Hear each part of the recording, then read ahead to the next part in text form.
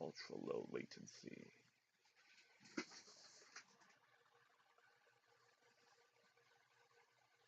Where are my glasses?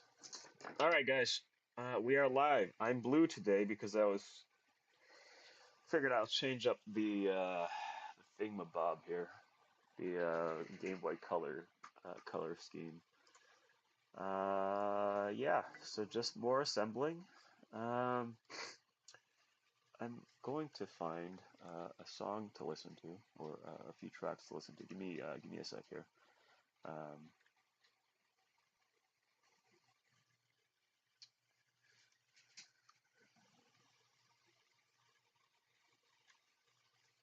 I had a song in my head. I don't know why it's no longer there.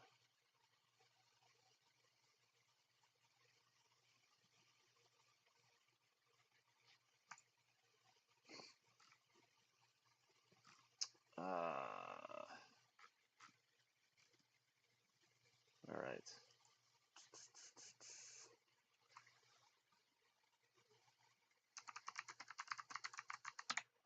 I am on a classic rock kick today because I just finished watching Thor Love and Thunder, which I thought was a fantastic movie. It was hilarious. Um, I keep hearing that people don't like it too much, and I don't know why, but it was good. It was in line with what TT does, right? I'm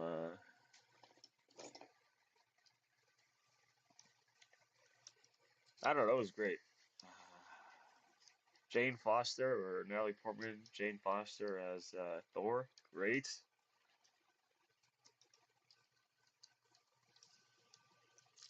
Uh, so all we're doing is assembling this list. This guy here, that's blank. I need to email because they did not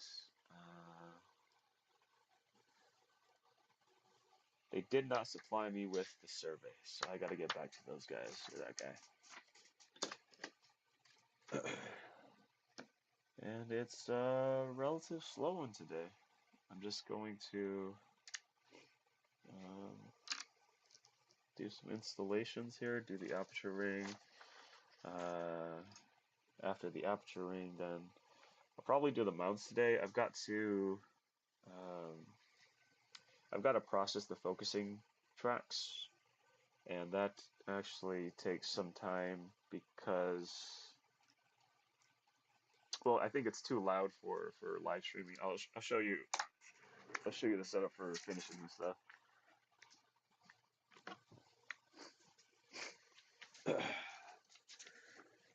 So the way that we finish the focus rings is with a drill and a little jig.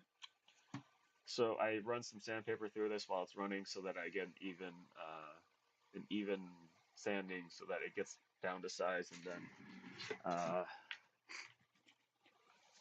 I use this guy, which is just a rough assembled part to check the diameter, make sure it works right. And it's just really loud. It's really dusty. I don't really like doing it on air, so I actually have to do it outside so that I don't breathe in all the resin dust. Because just as uncured resin isn't good for your skin, your eyes, or your mouth, cured resin as dust is not good to inhale. Um, so once we get these installed, I'll jump over to the lens mounts so that the last part we'll do is the focusing track. And I've got to say, I don't know why people didn't like Thor: Love and Thunder. I mean, it's great. Let's see here. Perfect. So I'm going to set this aside. And I think I need to modify this piece here in the long run because it'll make assembly easier for me. Um, Normally, what happens is I have the pockets cut out, but assembly is easier if we cut tabs out. So I mean, if I just adjust the profile of this, it'll be easier for me to assemble. It'll be easier for me to assemble because there's less tolerances that I need to worry about. So yeah, it's going to be a pretty slow one today. Nothing too special. I'm just going to talk some bullshit while I assemble this stuff.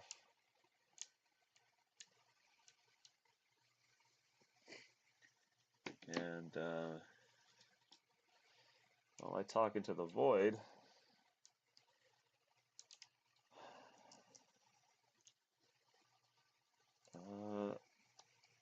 slowly try not to lose my mind.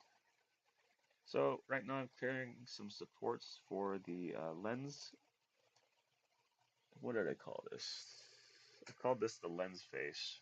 And then there's the lens face cover that goes over it. So I print this, and then this locks in the aperture ring. But since the finish here is kind of rough, what I usually do is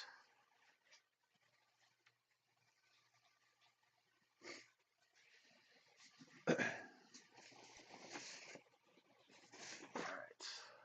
No! Parts fell. Parts fell.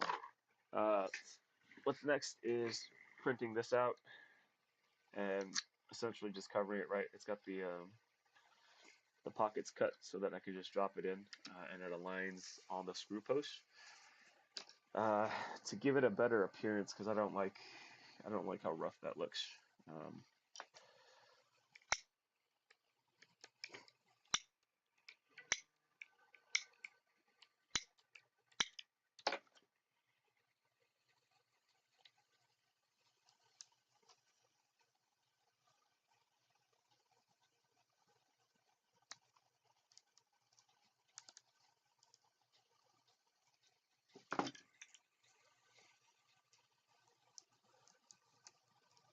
but of the recent Marvel movies, I think Thor was great. Not too. I think I think Doctor Strange was kind of middling, um, and I know people are hating on it for some reason. Um, but I mean, I think it was just poor writing. It was a middling movie. I couldn't care less.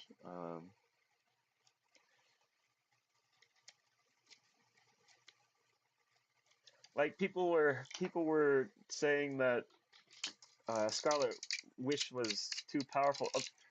Read a comic, you know.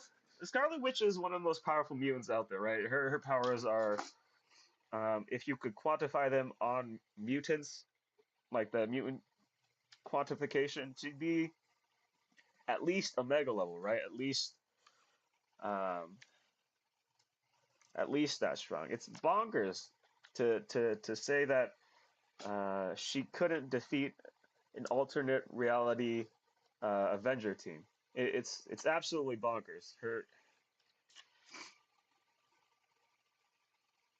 and then okay, so I watched this YouTube video because my buddy sent it to me. I don't um, and it was talking about how Marvel movies are getting too woke or whatever, right? Some rhetoric that honestly they don't even probably believe themselves, but they said that Scarlet Witch or all these women superheroes that are coming into power or getting screen time or somehow ruining comic book movies or comic books in general or something like that.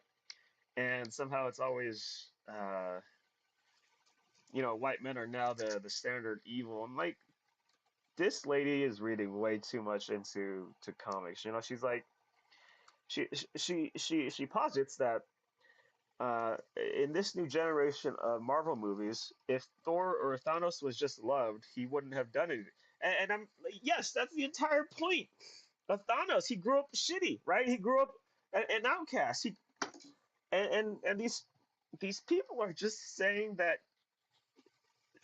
things without actually understanding the material. Yes, exactly. That's the entire point of Thanos, right? He had a shitty upbringing, which is why he's doing what he's doing, right? If he was loved as a child, yes, there would be no Thanos. That's the entire point.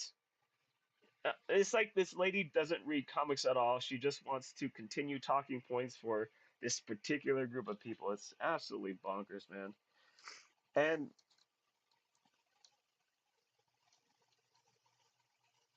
I think there was something about uh, these women superhero not having a like a an origin story. And I don't think we need an origin story, right? We don't need a Haley Stayfield Hawkeye origin story. We know who Hawkeye is. We know who she is as well, right? And we don't need a She-Hulk origin story. We know who the Hulk is. We can infer who She-Hulk is. We don't need a Jane Foster Thor origin story because we know who Thor is and we know what he does. I mean, it's simple, right? And honestly, I couldn't sit through another origin story, right? I mean, take for example, uh, what's that? Spider-Man. All the Spider-Mans had origin stories, and it's it got kind of tiresome, right? After the third time with Tom Holland, it got kind of boring to have so many origin stories for a character we already know and is already established. Like, there's no need for that.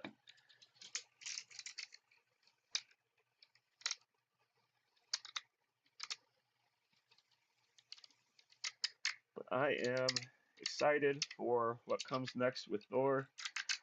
Um, Thoroughly enjoyed the direction that Thor went with Ragnarok, and then now with Love and Thunder. Um, Thor 1 was all right. I mean, it was a movie, right? And the Dark World nobody really remembers.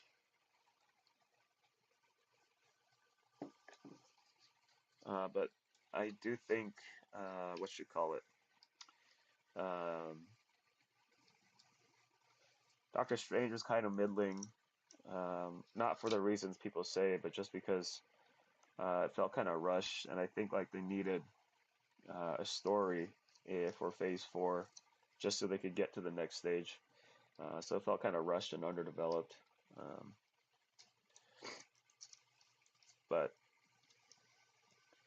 I was very happy with Thor: Love and Thunder after hearing so many things. So many people hate it, right? Just, I don't know. Just turn your head off or your brain off for a little bit, right? Enjoy a movie. And I guess I should say that to myself too because I said it about Doctor Strange. But yeah, what's next? This guy.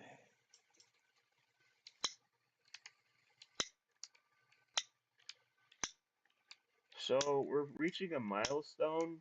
Um, Technically, I believe we're halfway through the orders, which is fantastic, right?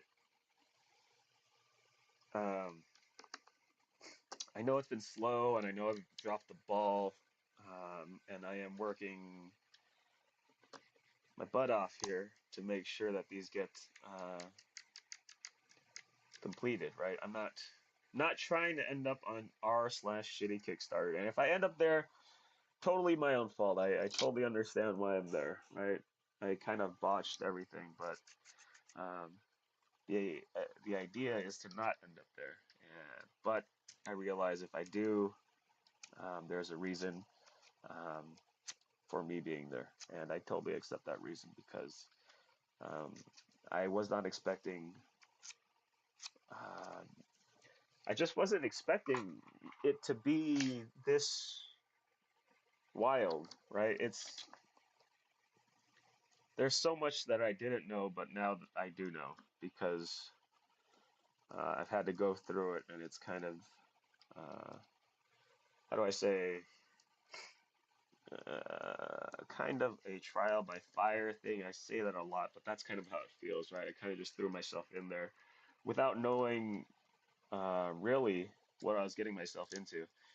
In terms of logistics, in terms of supply, just everything that goes into creating a product, making it, producing it, and then delivering it. I thought I was well prepared because I had done a couple of small batches before doing this, right, to prove to myself that I could do something like this. Um, and I did those fairly well, and it was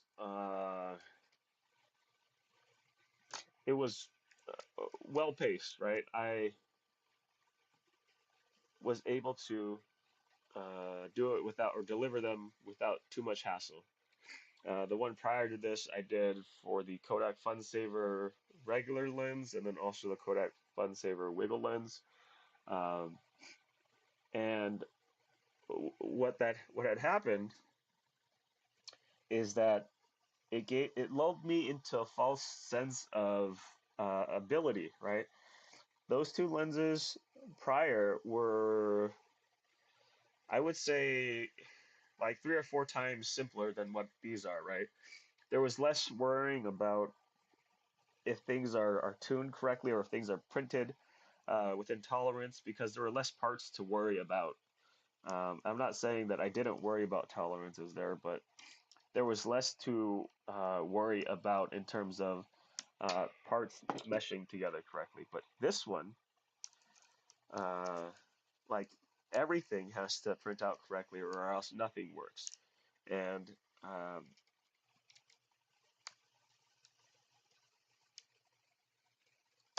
and that's just a level of uh,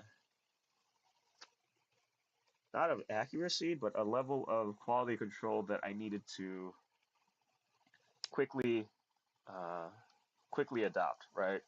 There was no there's no half-assing, and I have to um, I have to make sure everything prints correctly because if I don't, something won't mount up correctly, um, or something won't focus correctly, and then I have to uh, correct these things afterwards. And the idea is to make them work the first time, so there's less back and forth between me and you guys. Um,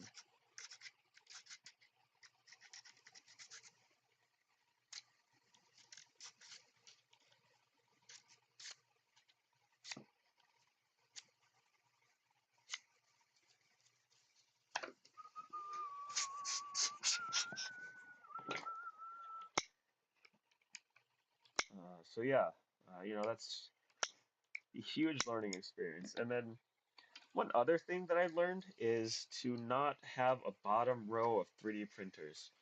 Um, sure, you can make a joke like, you're old and, your back might hurt from having to check it, but the reality of it is having printers on ground floor, or at least or almost ground floor level, it makes it almost impossible to do maintenance conveniently, right? It's a hassle to service bottom floor printers because the angle of which it is doesn't lean or lend very well to doing maintenance. You have to do things a little bit blind. You have to do filament changes blind. You have to do um, nozzle replacements blind, cleanup blind, maintenance blind, because there's just not enough clearance for you to make it through.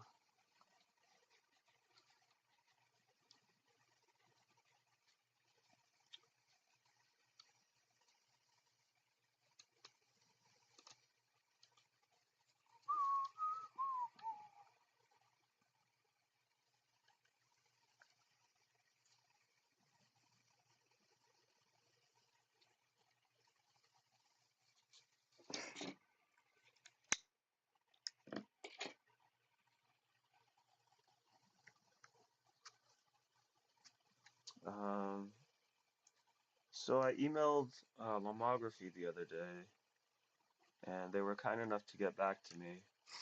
Um, I'm I'm not.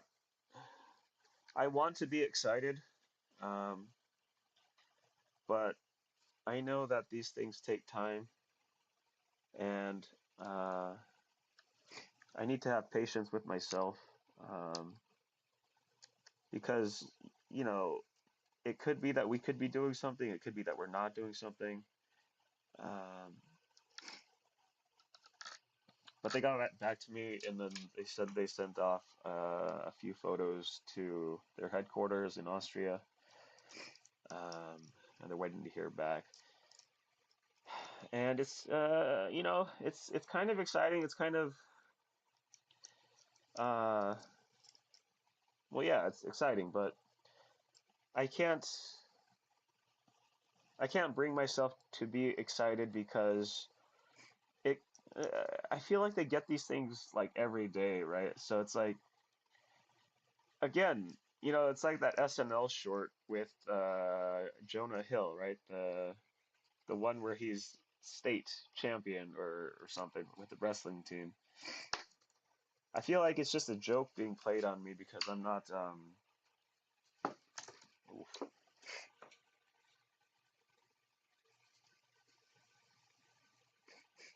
All right, what's next?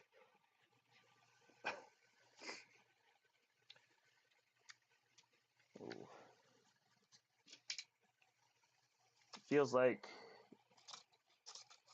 everybody is just being nice because I'm the dolt or the idiot, the the town idiot.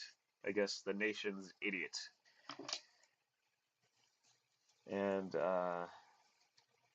if you guys ever have seen Becker, that TV show Becker, um, with Ted Danson, he talks about the rubber band theory, right? So it's like everything is. Well, let me find a rubber band here real quick.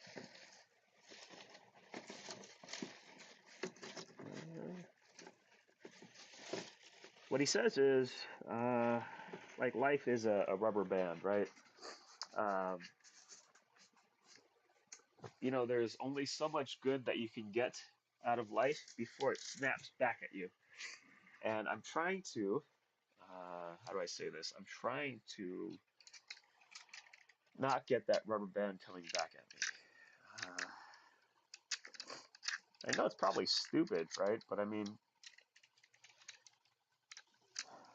I always try to temper my expectation because I don't expect a lot from myself, or the things that I make, because I think a lot of the shit that I do is really stupid. A lot of the stuff that I do isn't worth. Um,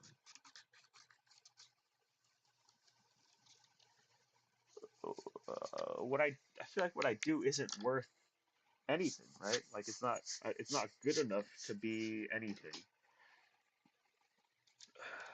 Uh, I guess you could call it a pity party, but that's just kind of where it is, you know. That's kind of how I was raised. Uh, so that is where I am as a person and where I am with my own personal ideas. Um,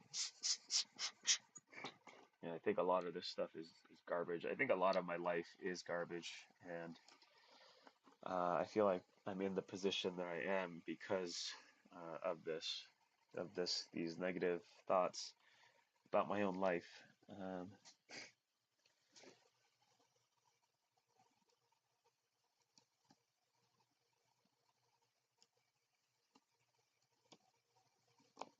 And I try to, I usually, I try to get over it. But if I'm being honest, I kind of don't want to because if I do, then what I risk is I risk um, becoming full of myself, right? I risk uh, I risk not being able to properly filter my ideas into what is good and what is bad, right? Like I'll think that I'm, what they used to say back in the 90s, all that in a bag of chips, of which I am not, right? Like I don't think there is a very real fear of not being able to properly uh, assess myself without being negative, right? And I don't think it's bad. I don't think what I'm doing is uh, bad per se. It might be negative for me in the long run, but I think it's the only way that I can remain grounded in reality, right? Uh, yeah. Give me a sec here.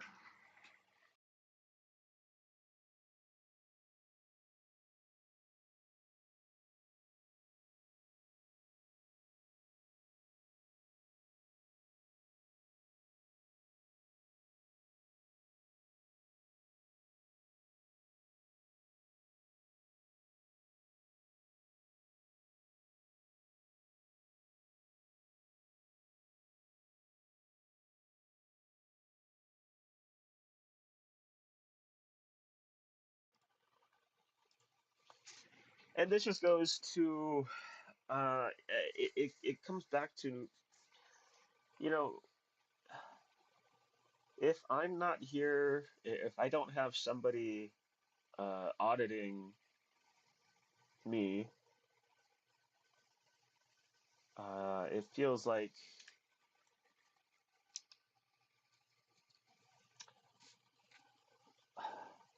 I just feel like I might um, do something stupid, like do like legitimately stupid ideas, right? I remember in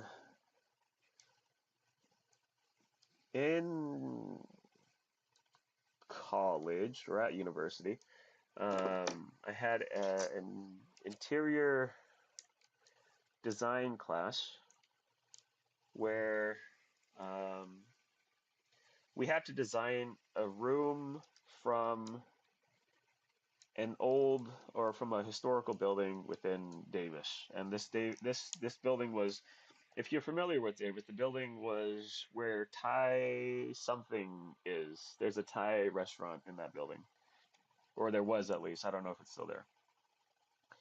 But we had to essentially what we were doing is we were refurbishing it for a residential space, and um, I had positive notes on the first couple of projects that we did. Let's see. First one was like a minor housing space development, um, and then I think we had some other stuff. But yeah, I had positive uh, feedback on the first couple of projects, and then I got into my own head. Um, well, not, I guess not really. I decided to follow a train of thought that I had for this particular project because, um, I think part of design is following your intuition and following your gut to see where it takes you. Sometimes it's right, sometimes it's wrong. In this case, it was wrong, right? Or I guess it was wrong for the crowd that I was in, or the people who were judging the floor plans. Um, yes, I mean I got absolutely torn apart. Did not like that feeling, um, but that's what happens if I don't self audit. If I don't if I don't watch my thoughts, uh, on design, and if I don't read the room, so to speak, um, I chase these stupid ideas, and maybe I shouldn't be chasing those ideas so hard or as much as I do.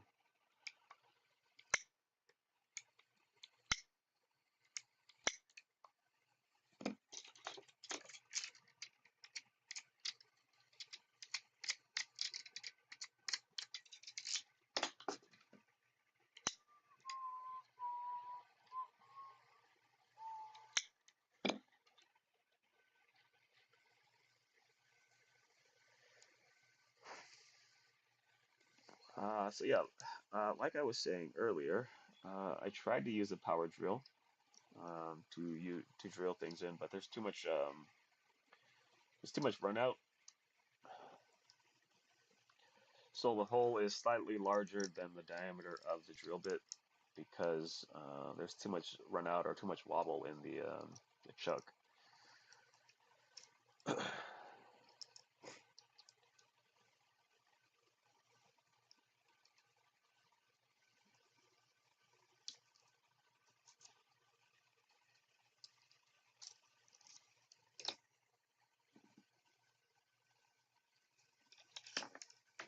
Uh-oh.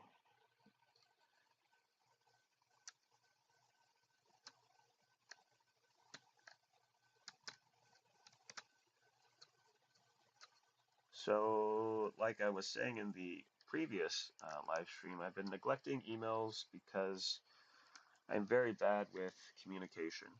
Um, Something I have to work at, um, but I need to uh, I need to get to them so that it doesn't feel like I'm leaving people high and dry after this Kickstarter, because it's not my intention. 100% not my intention to make it feel that way. I can definitely see how it seems that way, or it looks that way, but this is just from me. We grew up kind of poor, so whenever this was before cell phones, and kind of in between the time of caller ID. So if we would get calls, we'd always have to say that parents weren't home, right? Um,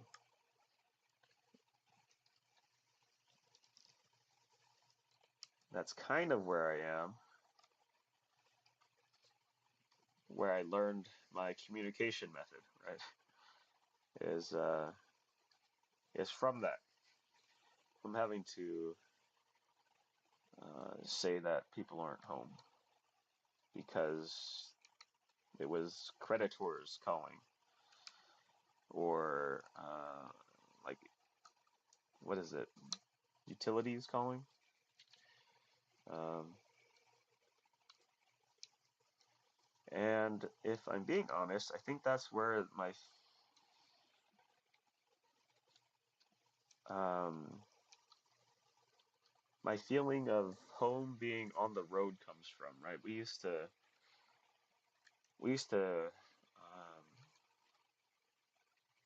drive from Minnesota to California every summer. My parents would drop us off with cousins, and they'd go off and do work or something. Um, and it's just I always felt more at home on the road uh, than at school or at home, you know. Um, we used to pack up this Toyota minivan. I think if you remember the Toyota minivans, it was before the Previa, or maybe concurrently with the Previa, um, but it was the square boxy one. Um, we'd pack that up every summer, head down to California, and um, spend our summers there while our parents were working on um, working on their business, working on improving their situation, improving our situation.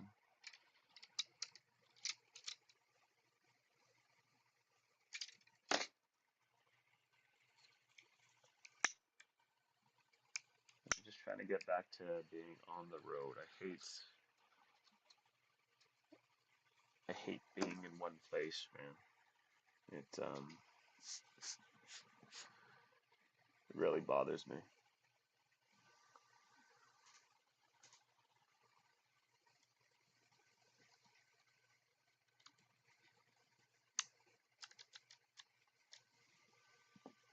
Oh, speaking of classic rock,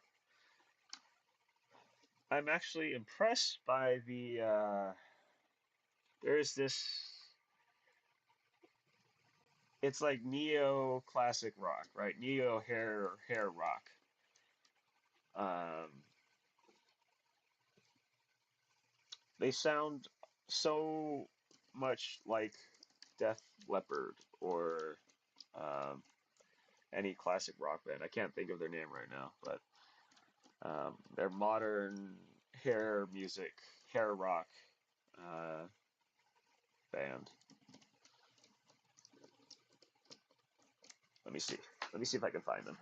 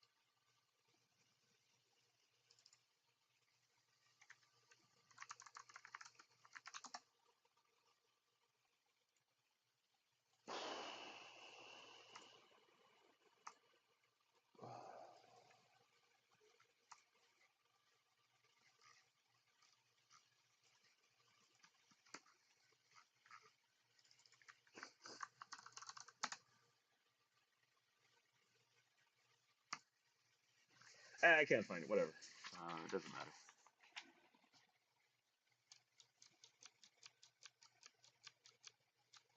Perfect.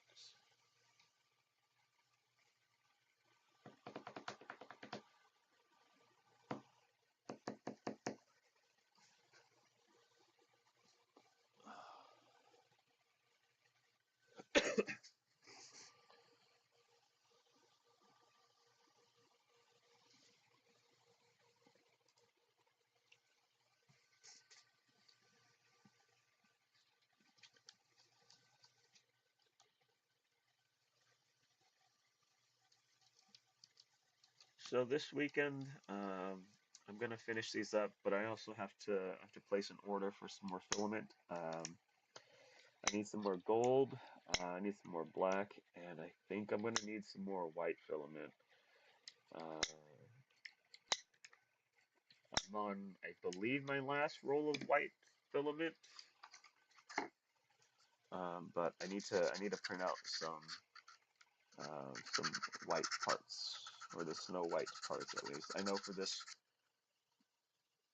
this order, or for this batch here, I need one more white aperture ring, um, and that's, you know what? That's what I'm gonna blame for the delay.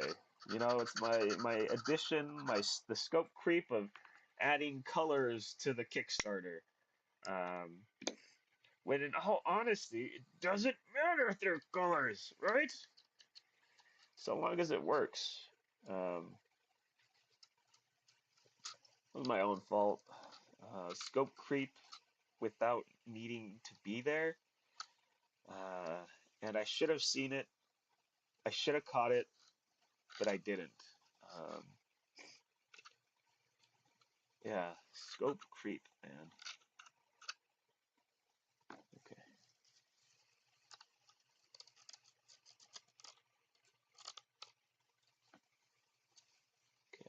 good, good, good, good, good.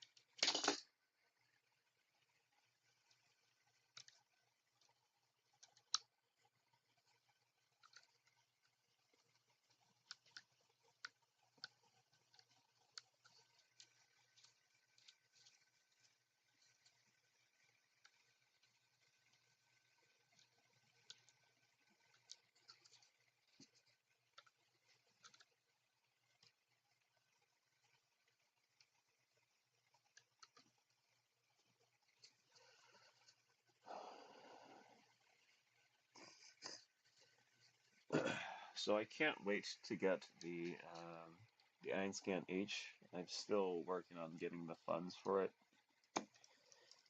but I think that's going to catapult a lot of the design work that I'm doing. Um, Having dimensionally accurate digital models to build around versus having to uh, work on um, physical measurements or for photographs.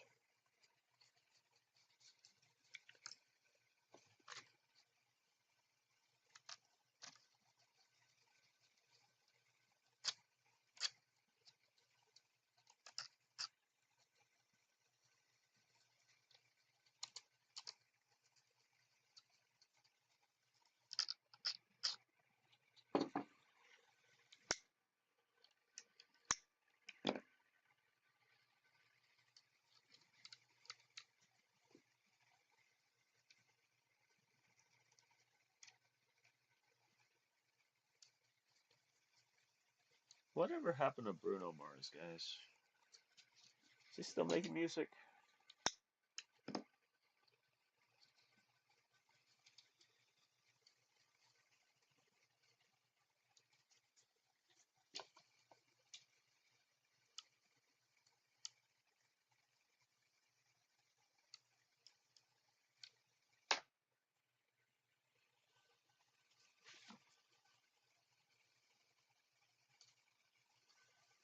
All right, what's next?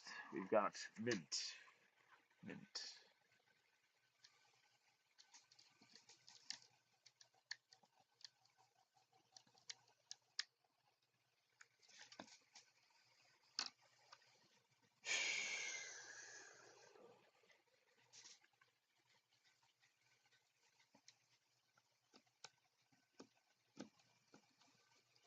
Oh, that's what I'll be doing this weekend. I'll be developing some film. I got my nephew into film photography too, so he's been asking me to get the developer. So I'll have to mix up the chemicals this weekend and then develop. And then I've got to find a better DSLR scanner system. What I mean by that is I need to make one. I have this aversion to using things that I didn't design. Um, I know it's kind of stupid, right? Because I mean, there's so many, uh, there are so many good designs out there. It's just I feel the need to run my own designs and run things that I've designed. It's very stupid, um, but I feel like uh, I need to create my own tools instead of using other people's tools. Which I mean, to a certain degree, it's inescapable having to use other tools. Like, um, can't make my own computer, can't make my own iPad, can't do a lot of things, right? But what I can do, I'd like to use as much. I'd like to make as many things as I can myself to use. Uh,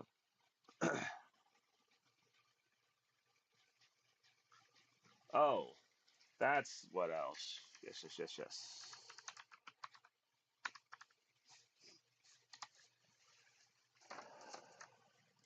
One of my favorite artists out there, who got who like started the entire tropical house uh, genre. Kaigo. Kaigo is amazing. I'm his newer stuff is growing on me, but Firestone and um, Miami 82, I think, is the other one. Fantastic stuff.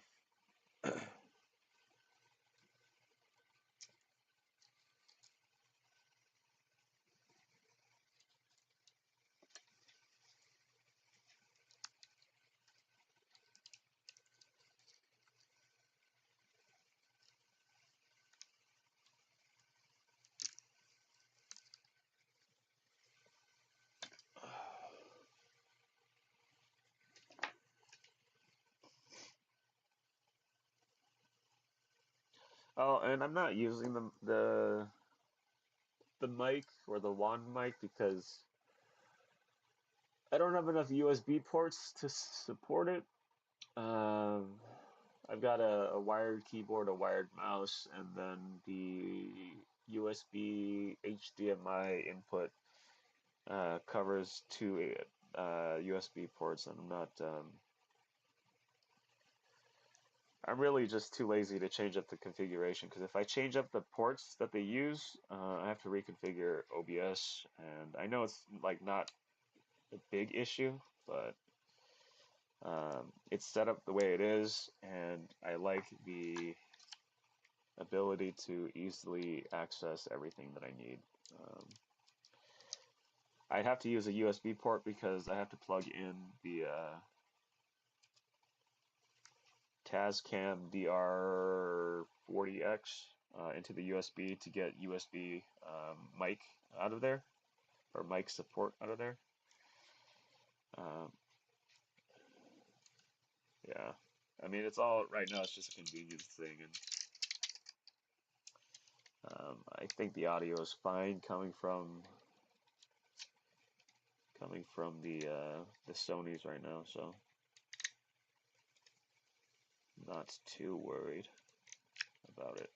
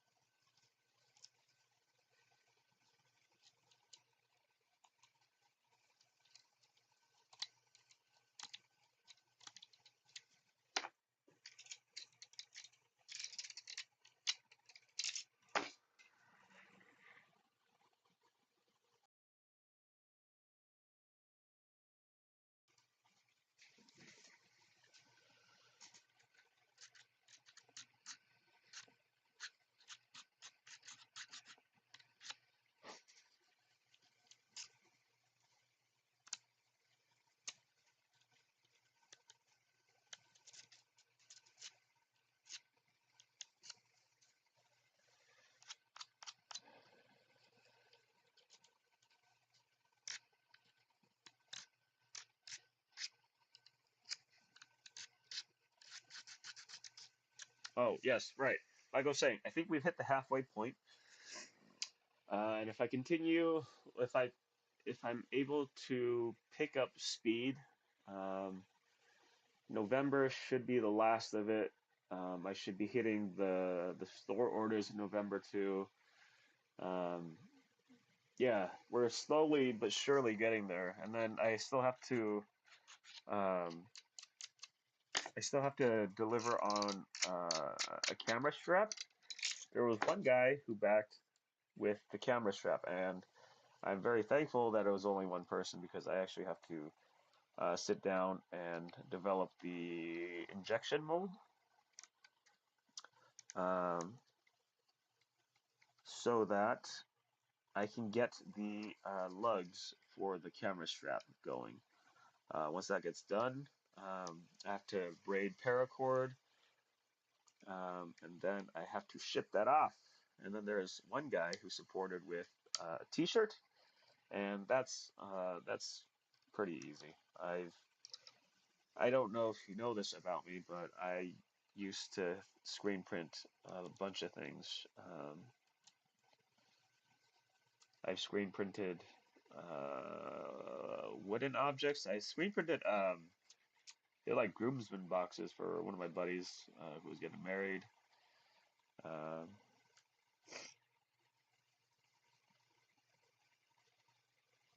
yeah, yeah, lots of stuff. But it's pretty easy. I just have to get to it.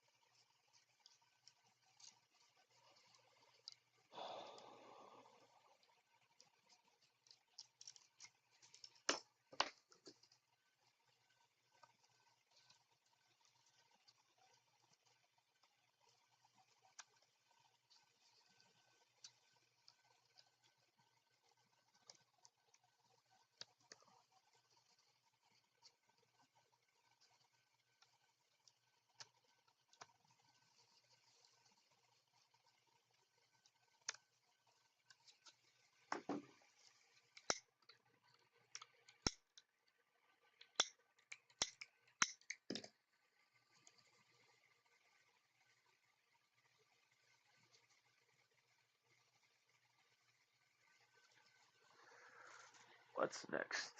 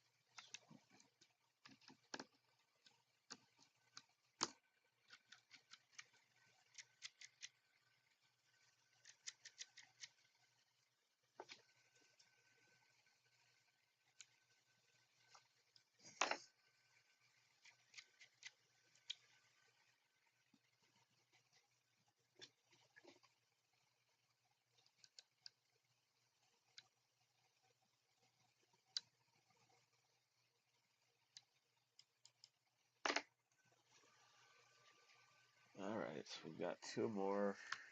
Why is it only two? Because I'm missing one snow white aperture ring, which I need to print.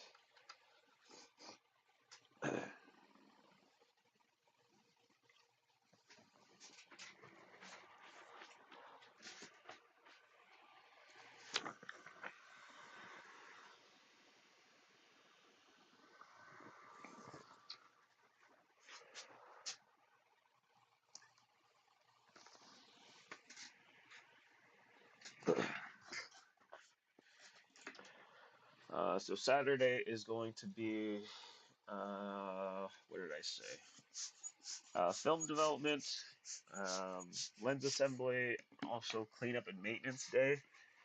I've got boxes all over the place that I need to reorganize, and then I also got to do inventory again to make sure that I have enough parts for the upcoming week. Um, but other than that, it's just continuing assembly.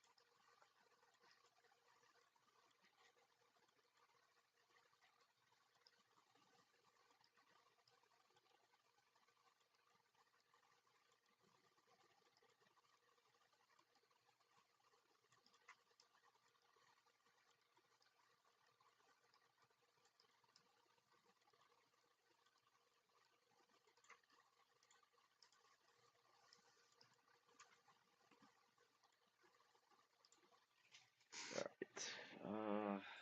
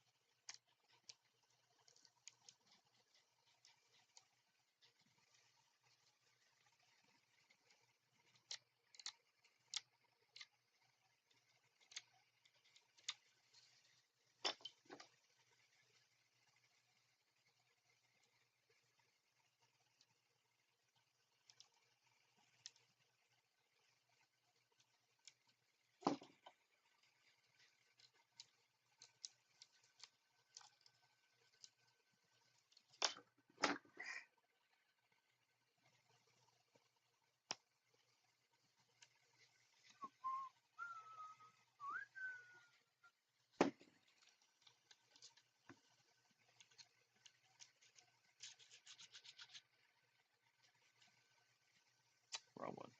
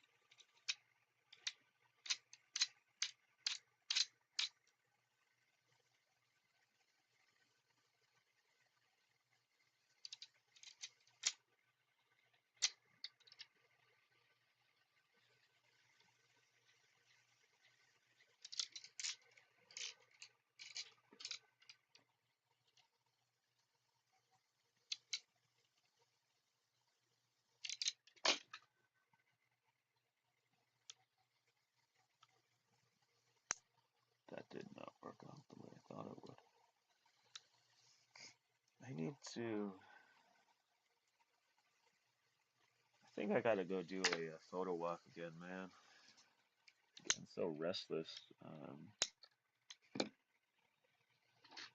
Yeah, it's getting so restless. Need to go out and explore the city again.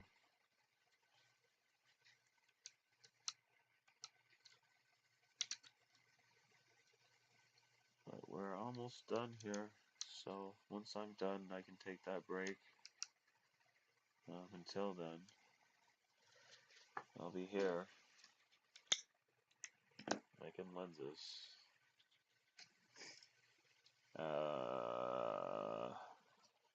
Yeah, I want to take the Loma LCA rehousing out.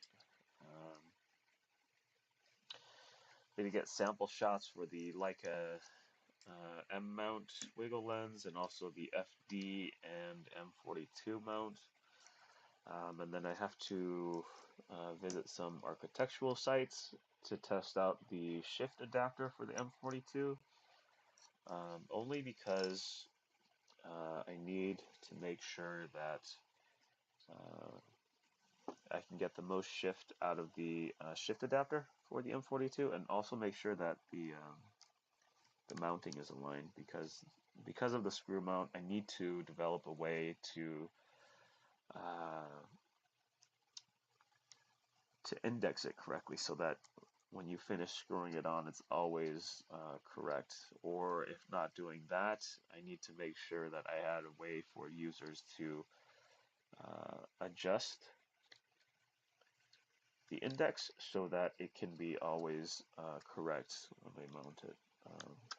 It's just taking the time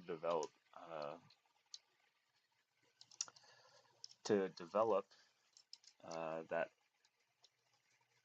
I guess, that system for it. I mean, other than that, like conceptually, it works. The shift works correctly. I just need to adjust the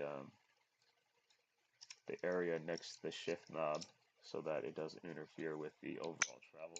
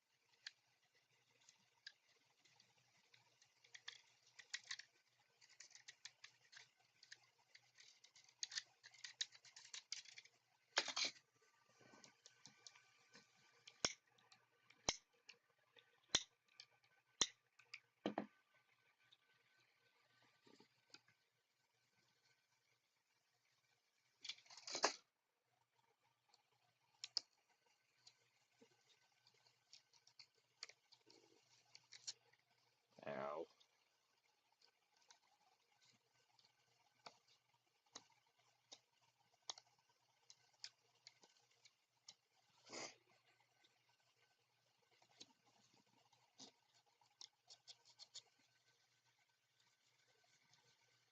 Yeah, we're getting there.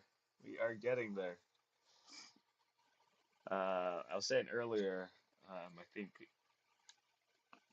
if I can increase output, we should be done somewhere in November, and then I should be getting to the store orders by then.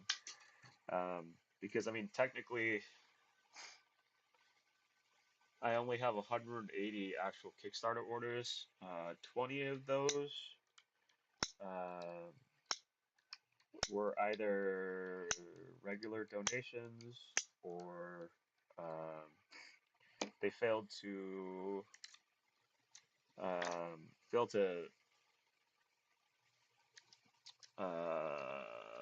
failed to complete the order, I should say. Yeah, we'll say that.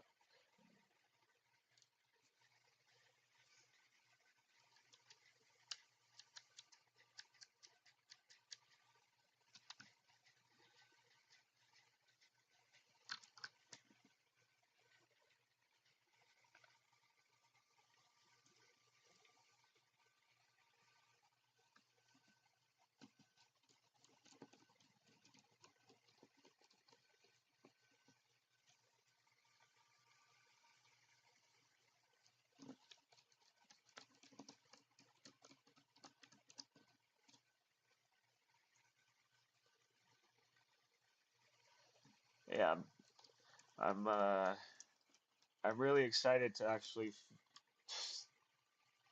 get to this halfway point. Uh,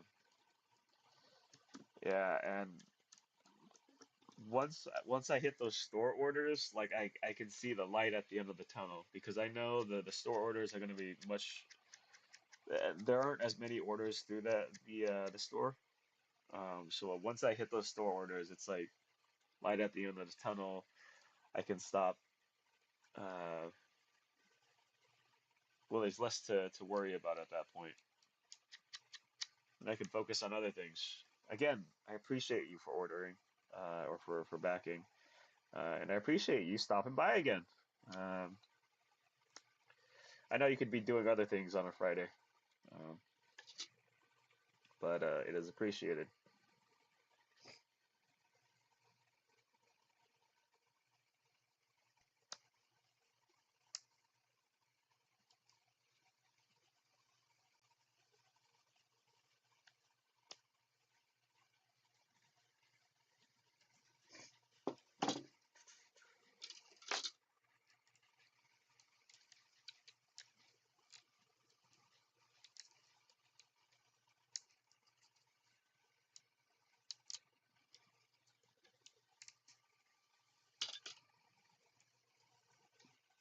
Oops.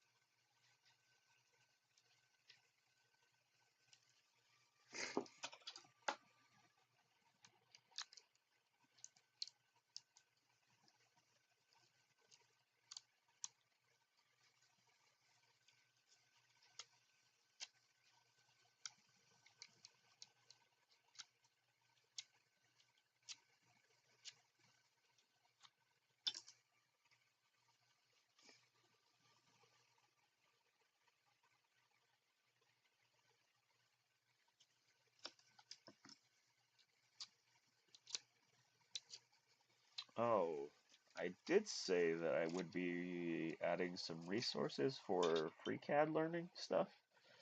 And I will add those shortly here. Um, I've just been working my way through a few of them so that I can get those squared away.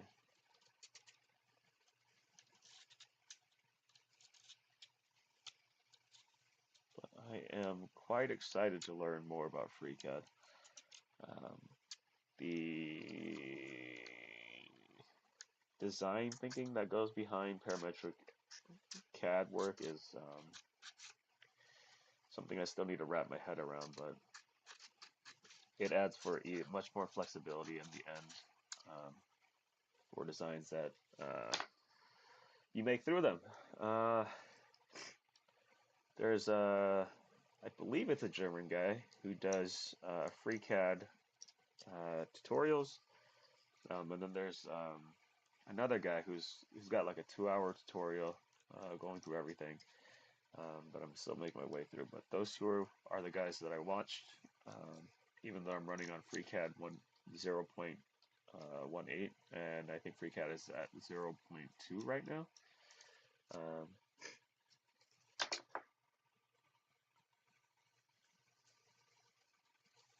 okay. Oops. This guy here.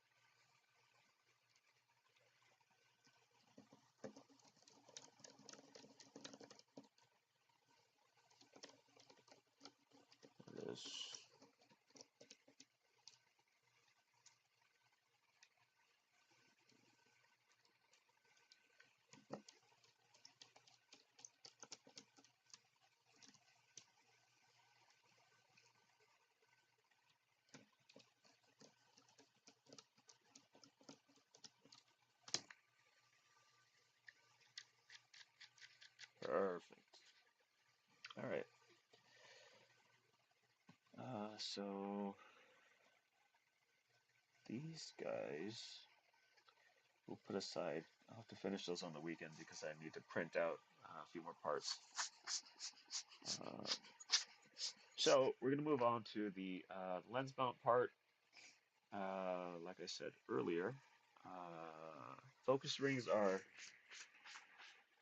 uh, so it's about an hour, maybe 2 hours per lens. And when I do it in batches, it's somewhat better, but it's still maybe like 10 or 20 hours for a 10 batch. Um, yeah, so slowly losing my mind doing this, but it'll be worth it, right? It'll be worth it.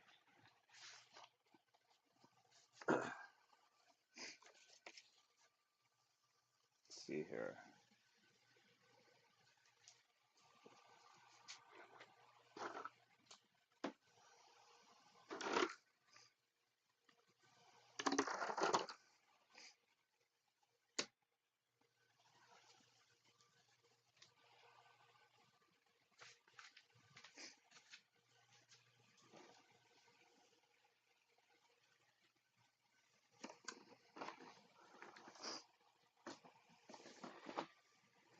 Yeah, that's what I did an account for, which is uh, I overestimated my abilities.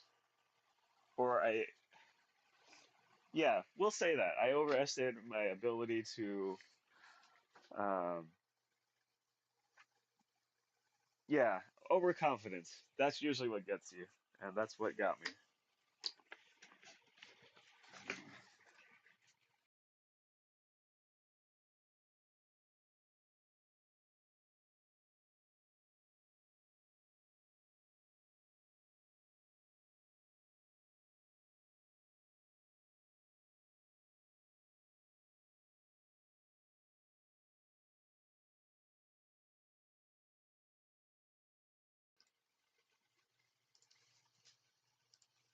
I mean, like overall, even though um,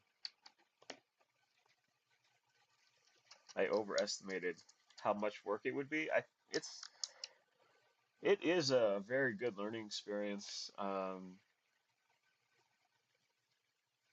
Just to understand what goes through it, because after this, I'll be setting up the print farm, to take printing orders for random things and understanding logistics, understanding how to maintain your supply chain, um,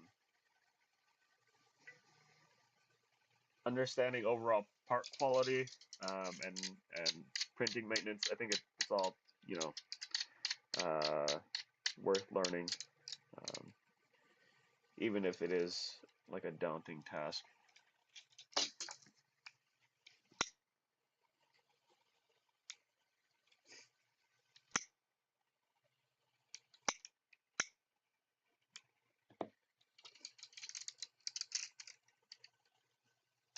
Oops.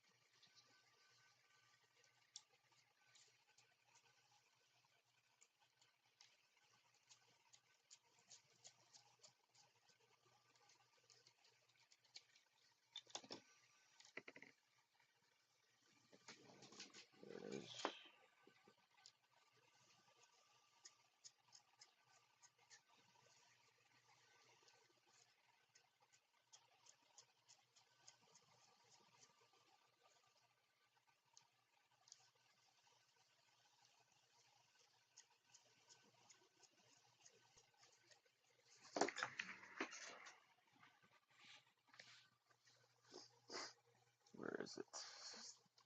Oh.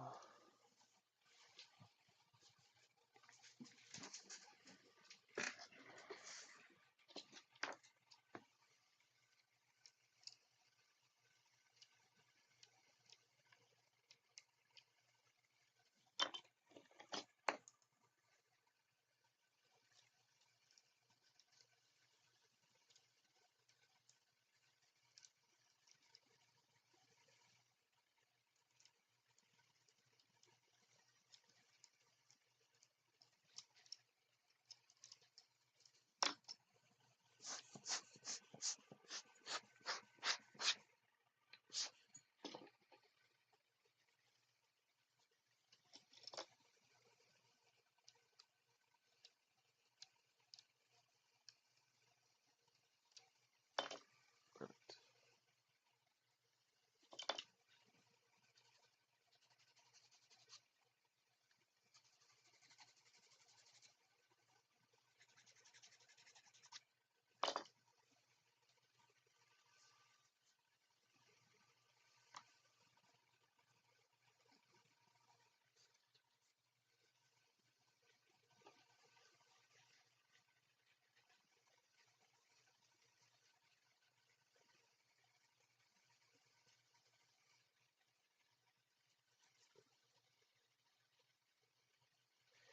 Oh, that's actually very interesting to learn. Yeah, I post regularly on Reddit, doing like stupid stuff, like stupid 3D printing projects, and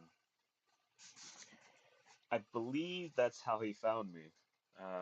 Because he posts a lot there, um, with his videos that he does.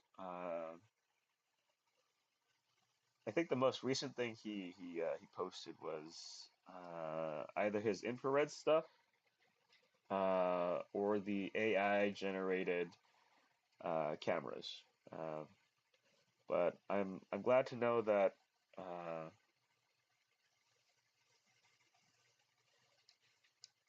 I'm glad you were able to find me through Matthew. Matthew is he's a he's a good guy. He he has so many uh,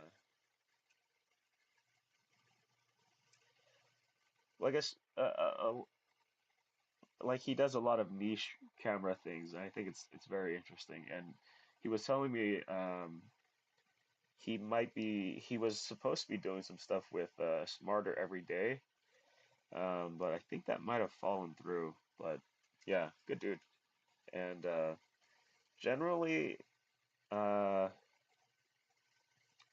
his reviews are pretty good on the lenses themselves that he does test.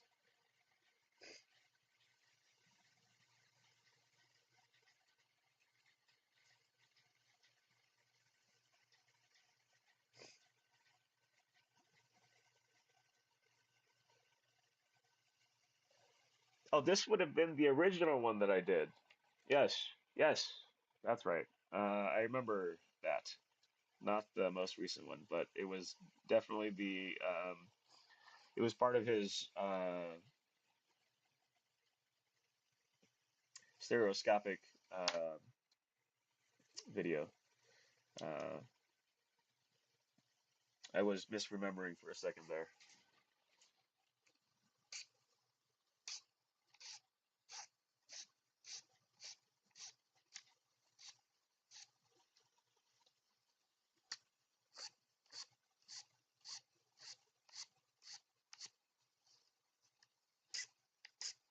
That lens, that first one that I made I was estimating it's probably like 3 or 4 times simpler, right? When I did that initial one with the initial orders, it was much easier to complete because parts wise, probably 10 parts on that lens. This one, we're upwards of like 30 parts. Um, and then having to maintain quality. Yes, that one was 32 millimeters. This one is 44 millimeters. 32 is usually what's listed on the Kodak Fun Saver. Um, and I don't think they've changed that over the course of its run. Um,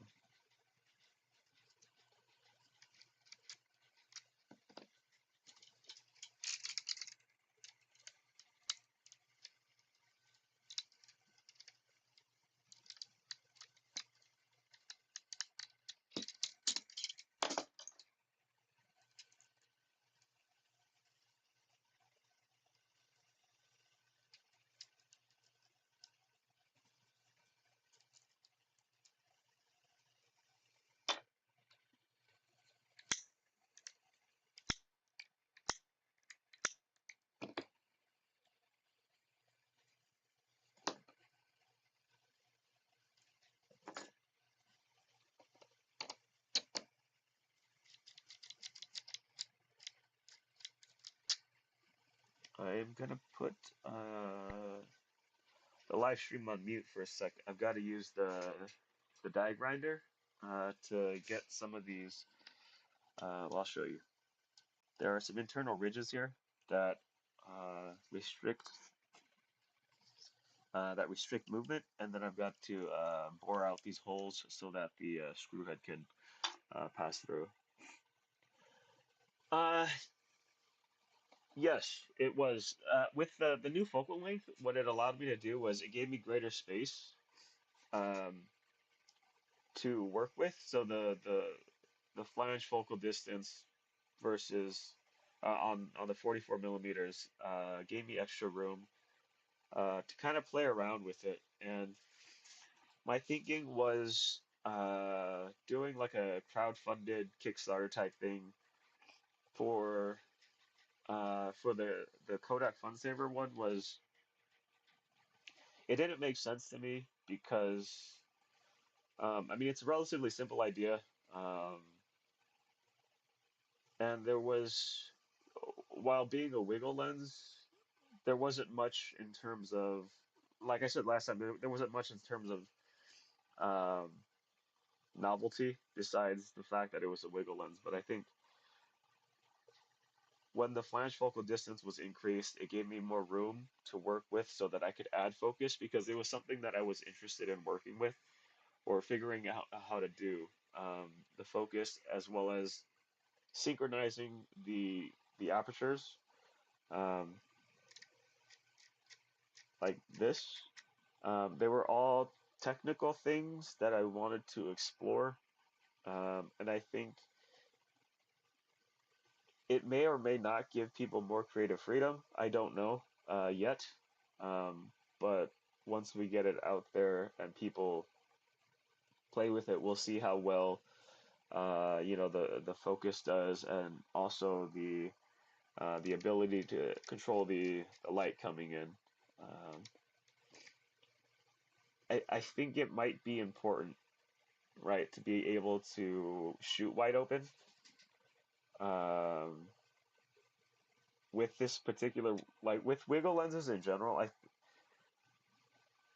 it adds the foreground background separation is what I was after with the adjustable aperture. Um, and then the focus was also to get like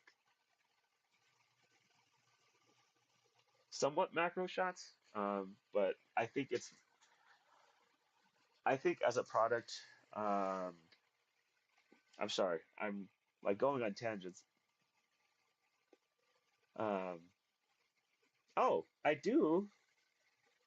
do have a long exposure on my.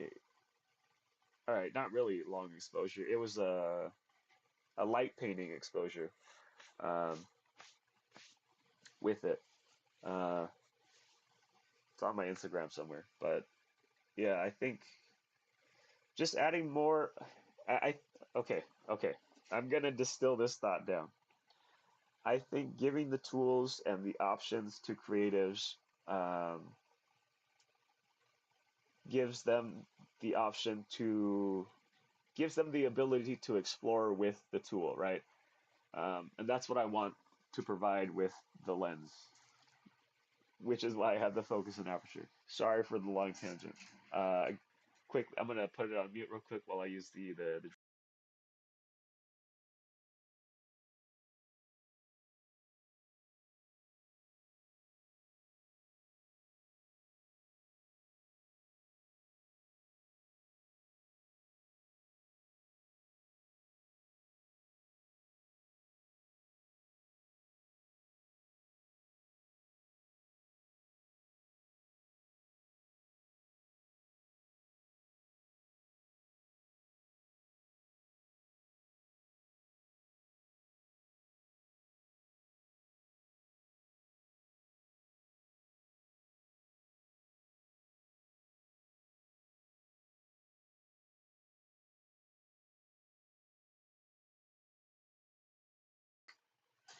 All right, I am back.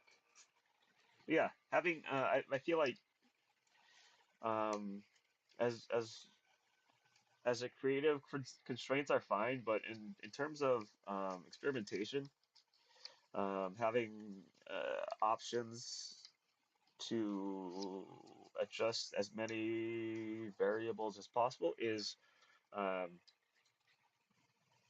it is almost a necessity. Um,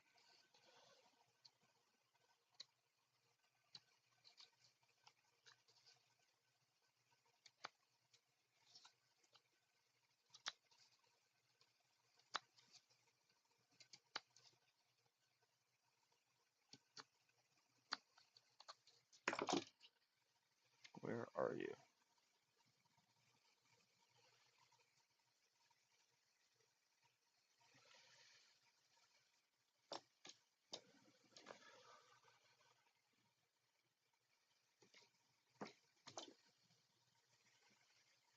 I don't understand how I lost my other there.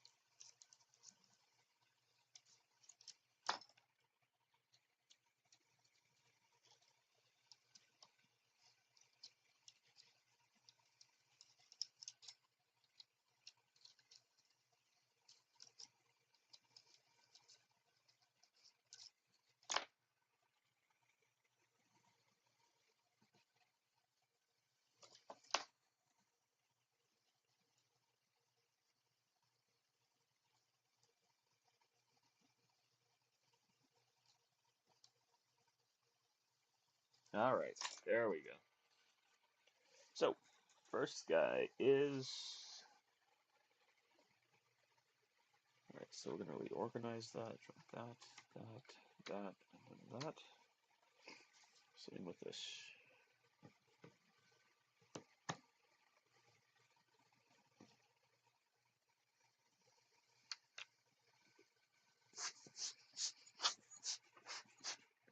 All right,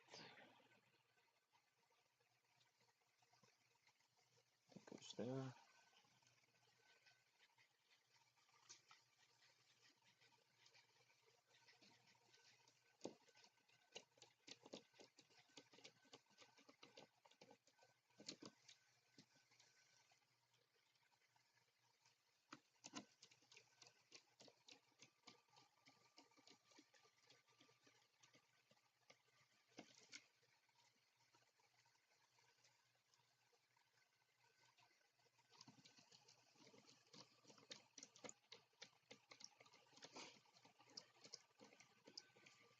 So, going back to adding parts to it.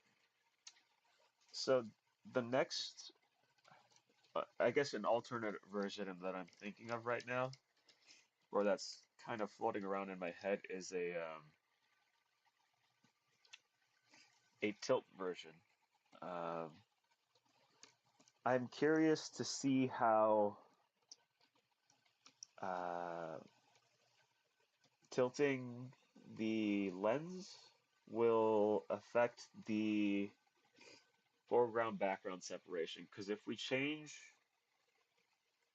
um, I guess we if we change that plane of focus um, to create that toy effect, I think it'd be very interesting. But uh, again, it's just like an idea floating around in my head because I need to actually figure out how to do it.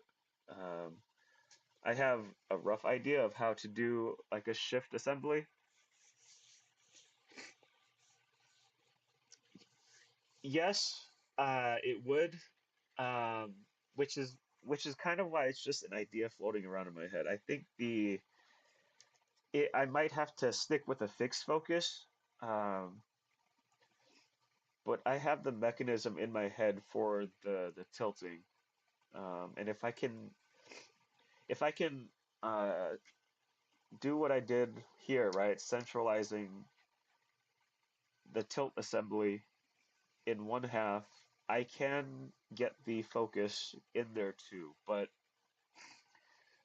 still, still just kind of ideating in my head and making sure, or running possible scenarios through, um, to see if it's something I want to pursue. I just, I think from an experimental view, it interests me a lot, but I don't know how practical it would be.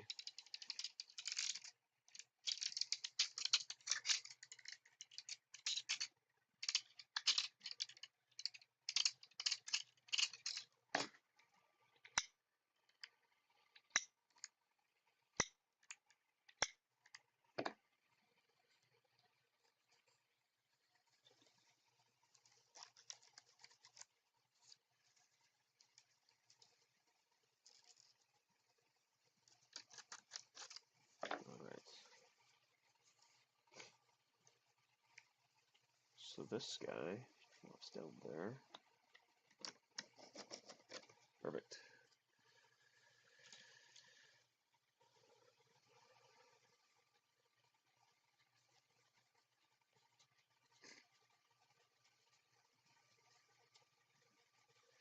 Do a light coat of grease or lubrication so that they interface correctly.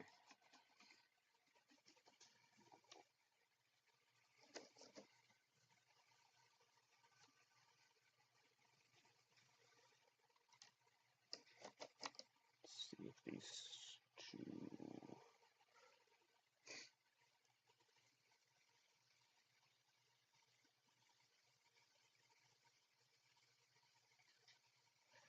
Uh, so the colors, I have no idea. I this mint or seafoam green is my favorite color, along with like purple. So those two had to be there. White, very standard, and gold. I actually had the gold on hand, and that's why I printed with the gold. Uh, Fuji soon. APS-C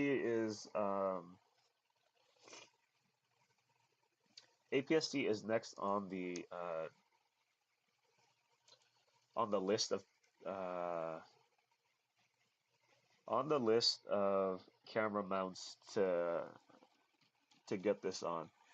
I have the old version on Fuji. Um, so if you wanted it in the interim, uh, you're more than welcome to download it. I have it up on my Gumroad. Uh, you download for free. If you want to send me some dollars, that's great too. Either way, doesn't really matter. Yeah, soon. Once I wrap this up, it's just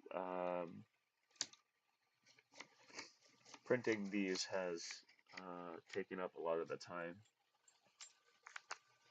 All right, let's do the lens mount check. Perfect. Perfect.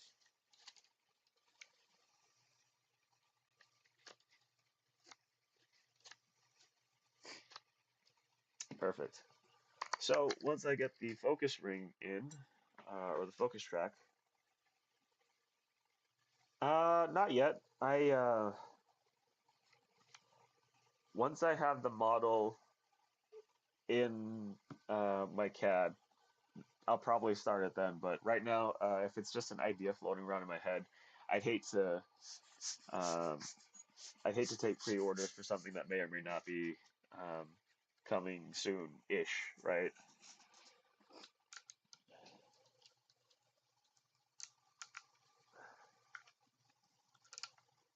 But yeah, the I wanted to do translucent colors. There's a dude on Instagram, JV Shots. He gave me the idea of doing like translucent colors. You know, like back in the 90s with the iMac G3s or the atomic colors for the um, Nintendo systems. But I think in all practicality, translucent doesn't make sense for lens stuff unless I was able to properly black out the areas that needed to be blacked out for light transmission. But yeah, colors pretty arbitrarily picked. I appreciate it. Ah, there we go. All right, and then the standard cap. Standard cap. Where are we with the standard cap?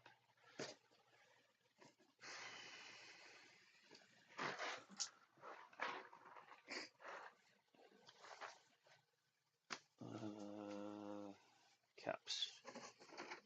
Standard cap.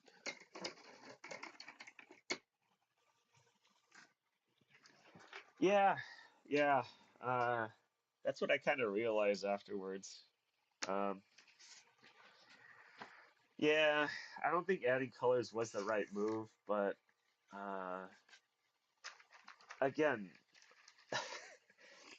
it's usually just me trying to explore areas that I think are interesting.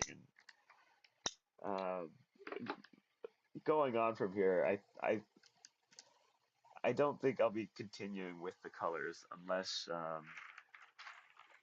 unless there is a good reason to do that, you know.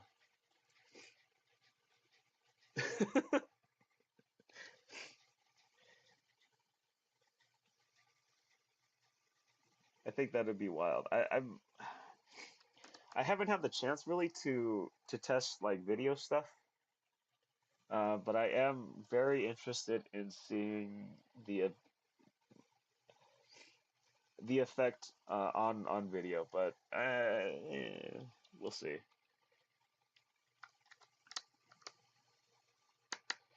Perfect. Perfect. Let's set that aside.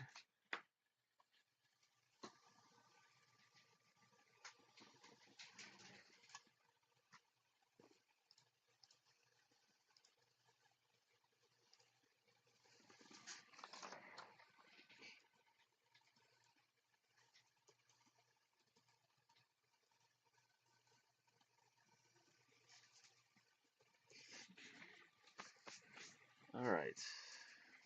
Clean up the surface again.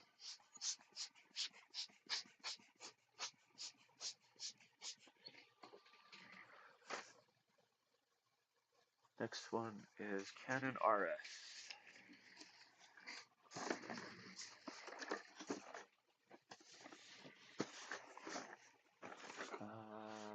Classic black. Classic black. Good.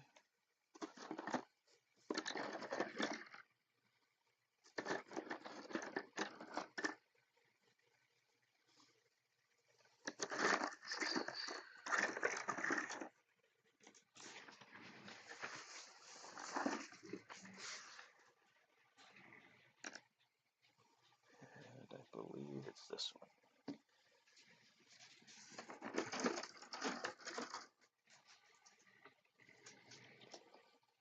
Nope.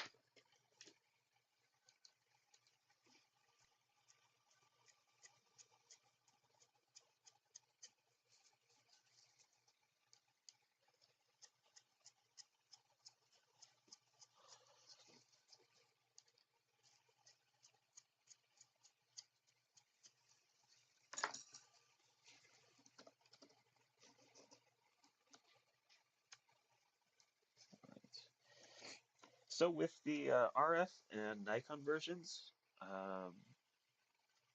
because uh, their mounts are wider, I add this spacer ring um, so that it doesn't inter. The spacer ring is there so that uh, because I'd have to add a lip like this when I that is what got me into it too. The Miramasa video, great usage of it. I know a lot of folks try to emulate it with the Matrix bullet time, but it, the Nishika effect is so very particular um, because they are on a single focal plane. Bullet time is, they're slightly off um, because they rotate around the subject, but yeah, I think it was a great usage of it and um, sparked popularity of stereoscopic photography or wiggle photography again. Uh, but yeah, so to keep the focus ring in place, uh,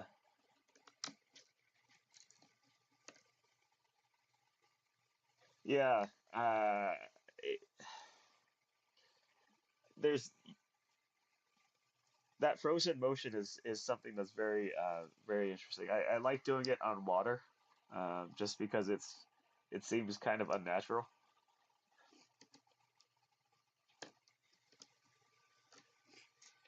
Uh, but this spacer is to keep the focus ring and the focus assembly in place so that it doesn't move.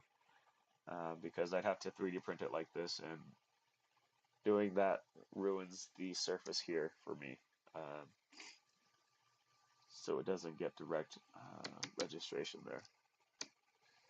Um, but I've got to do some fine tuning on this particular ring so that everything fits correctly. So I'm gonna have to mute it because I'm gonna be doing some sanding again. So while we wait, let me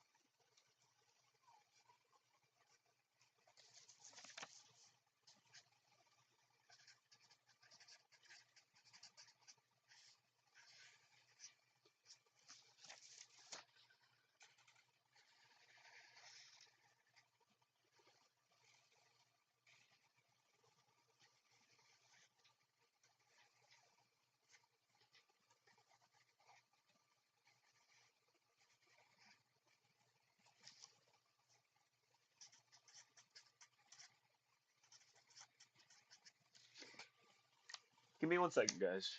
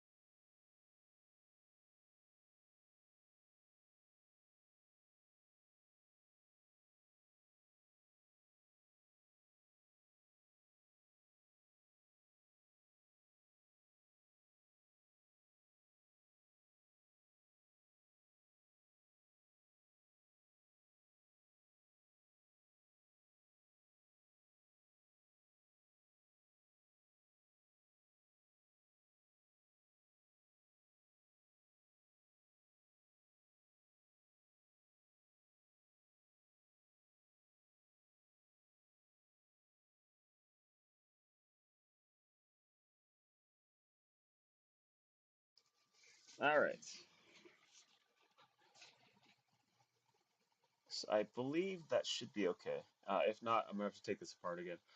But we'll see once I get this mounted. But um, reducing the thickness of this bottom portion of the focus ring allows me to reduce the uh, thickness here. And what happens is once this gets mounted on, it restricts the movement of the focus ring um, to give the resistance it needs. So once we get that going,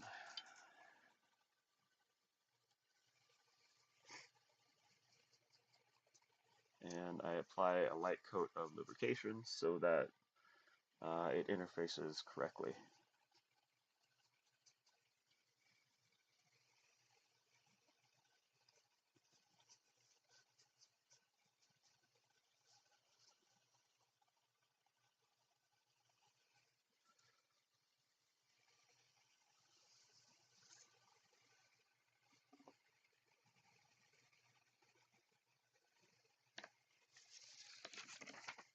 Set that guy aside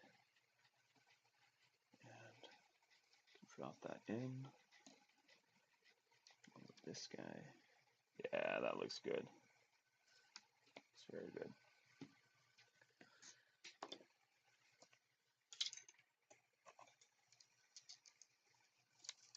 So the Canon RF has one of the um, larger flange focal distances of mirrorless cameras. I have no idea why they did this, um, but it's about 2 millimeters difference. But what that does is it reduces the thickness of this faceplate. And let me show you what 2 millimeters looks like in terms of overall assembly material. That's what we're working with um, versus the Sony E mount. Nikon is the shortest flange distance.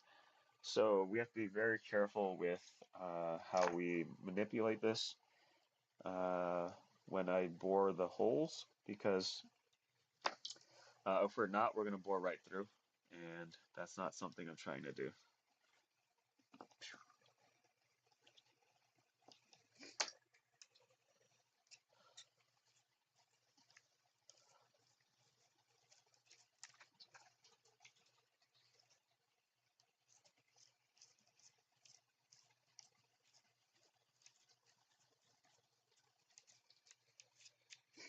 Uh,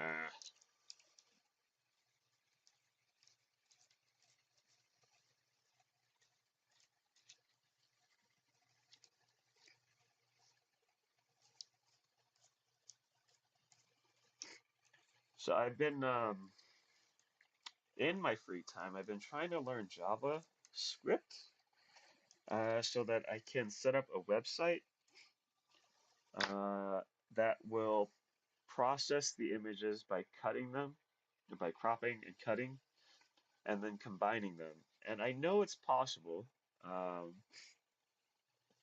I follow a lady who is much smarter than me and also much more technically inclined than I am. Amanda Gassi. She does a lot of computer generated things. She also, which is uh, another interest of mine, she 3D printed a vinyl record. Uh, this was using SLA or stereolithography. It's a much more precise and much more accurate 3D printing method than the filament printing here. But uh, yeah, she has generative. Um, she Yes, kind of. And I know there are a few people who out there who are doing it, automating it. I know uh, some of the folks who had the first version of this lens had automated some of the processes. I have to follow up with them. It's just I'm very bad with communication. Uh, but the idea was to automate it so that there's less work on your end, but we'll see. I've got to look at how JavaScript and jQuery work in terms of being able to make it a browser-based thing so that you can just browse and drop your files in. But from what I understand, what I've read and what I've seen done, it is possible. So it's just being smarter than I am right now, right? I'm a lot of stuff I don't know. All right, let me use the drummer real quick.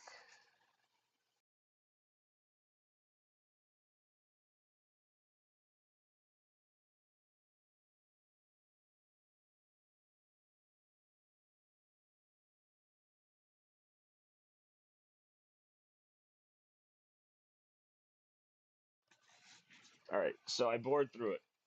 That's why we have to be very careful. That's getting tossed.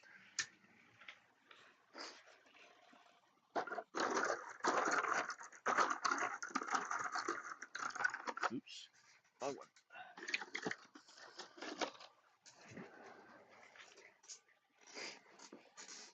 But yeah, I think it's going to be a combination of jQuery, some HTML5, uh, to be able to do that. Um,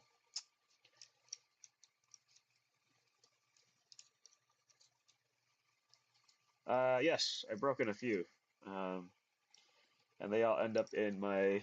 Let me show you.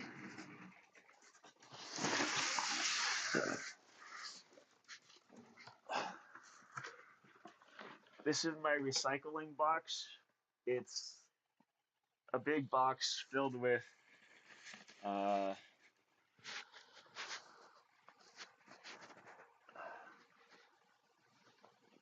oops.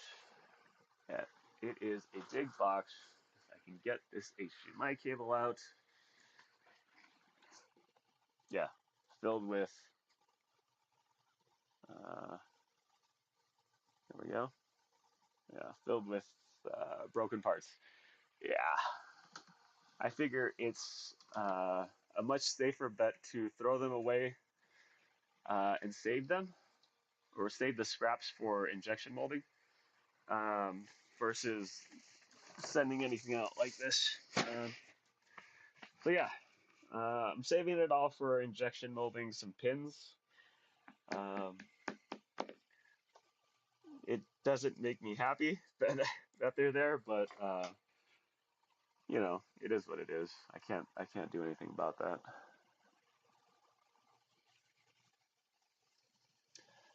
So it's a method of creating like plastic parts. Um, most of most of the plastics out there are injection molded. Give me a sec. Give me a sec.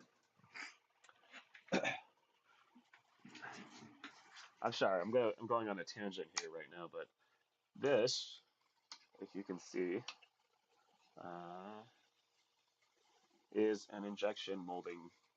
It's a desktop injection molder. So what happens is, if we take this out,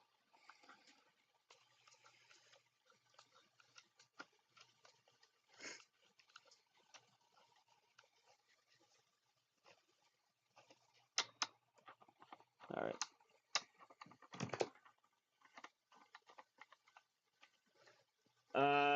They cannot unless I melt it down and re-spool it. I can't use them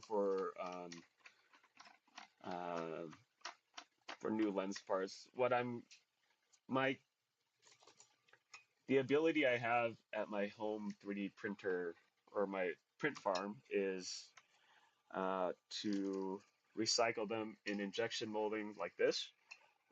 So I load up parts into this chamber, and it gets heated up with this guy here, and then I have a mold, and then I press it down. The injection molds into the. In this case, it's going to be a 3D printed high temp resin mold. Um, and I should be able to reuse that stuff for small parts. Um, my initial idea is to make like enamel pins. That's what I'll be using those leftover parts for with injection molding is to do enamel pin but plastic.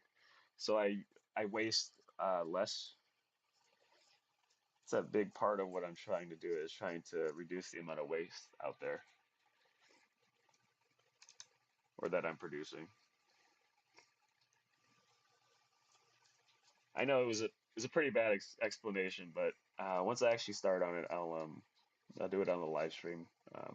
Try to make it make more sense than how terribly I'm fumbling over my words right now.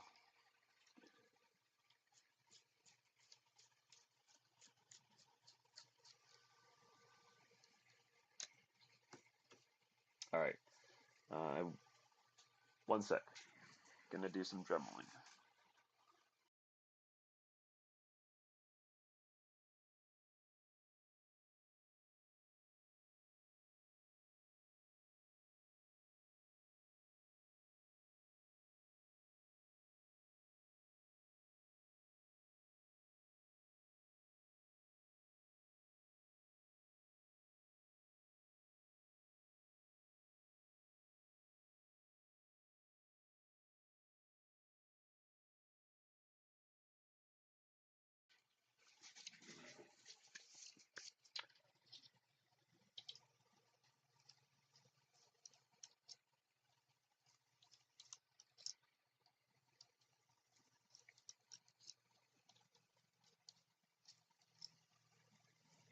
And so the reason I have to run it through the Dremel to bore out the hole is so that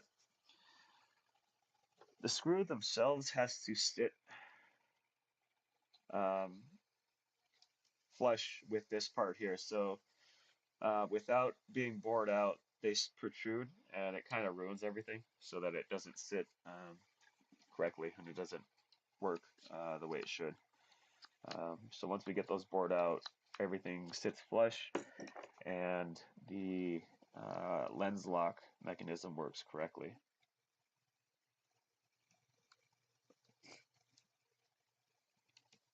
And you might be asking, why don't you just design it so it works right? And I did, but 3D printing adds material sometimes, um, and that's what I have to do with the cleanup. Which kind of sucks, but it is what it is.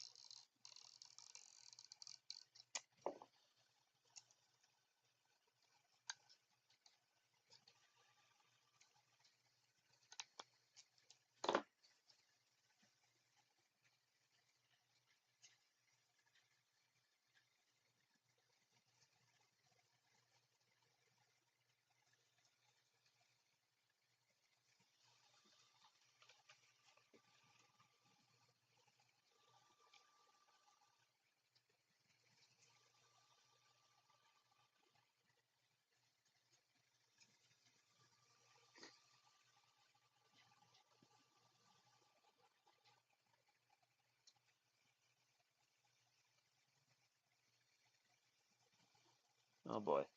I appreciate you guys stopping by, um, keeping me company. Time is actually flying by much quicker, being able to talk with people instead of talking to the void. All right.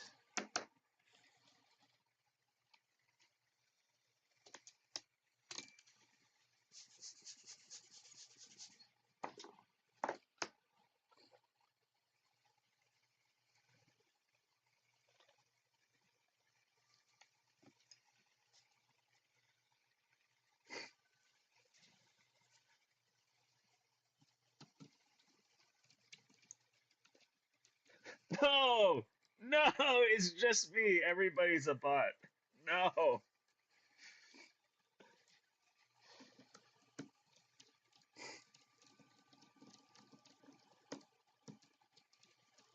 actually cut to frame, and then I'm really just in a psych ward talking to myself. Is that what's going on, guys?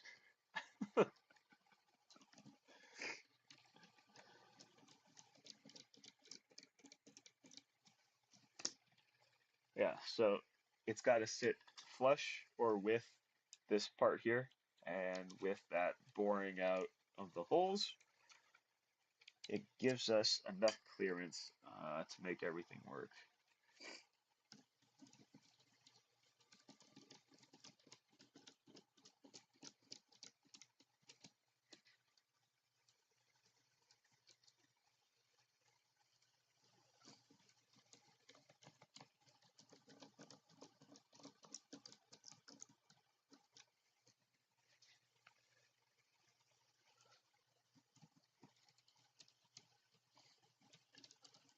And it gives us enough material so that if I pull on it, it doesn't break.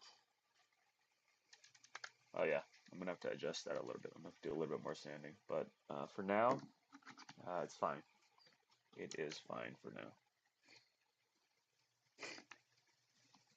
Oops.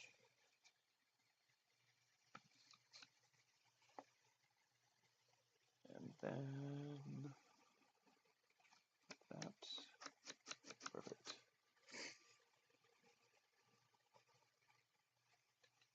Put that down.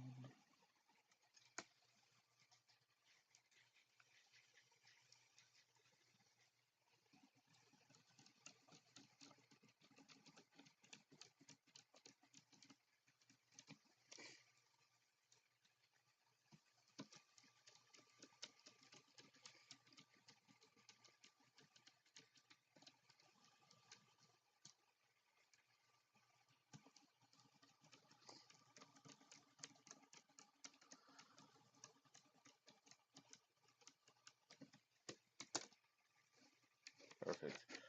I do not happen to have my Canon RP right now, so I can't test mount this.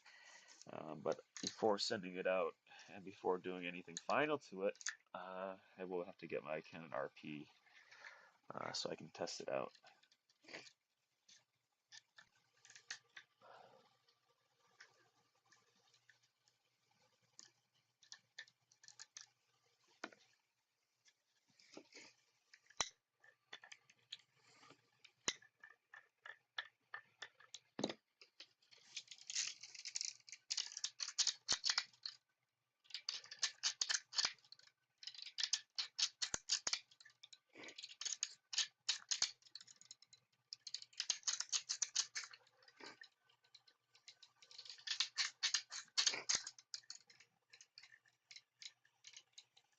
Yeah, I have both. I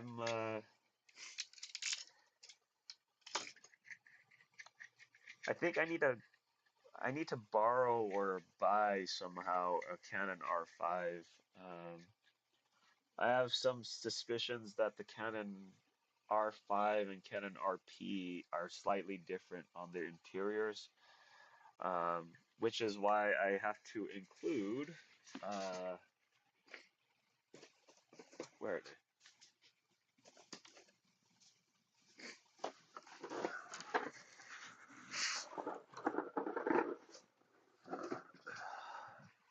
So I include these guys with the lens, and what they are is essentially it's just a cutoff of the back here, so that before you guys install it or use it on your camera, your Sony, your Nikon, your Canon, you guys can see if there's any interference, right? So take a test shot without this in, with the shutter, with the lens off, and then pop that in, and then check it.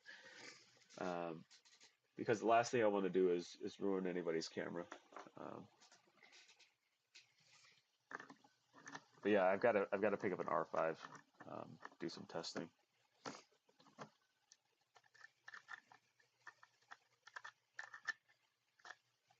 There we go. And then this guy,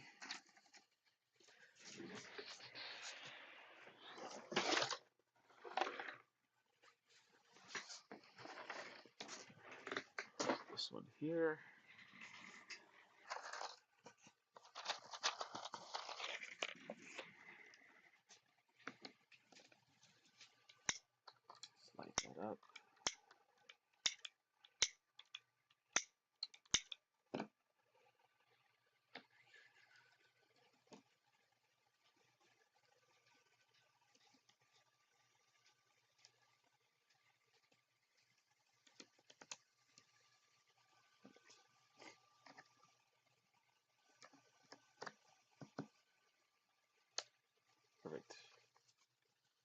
put aside. I gotta go grab some water. I will.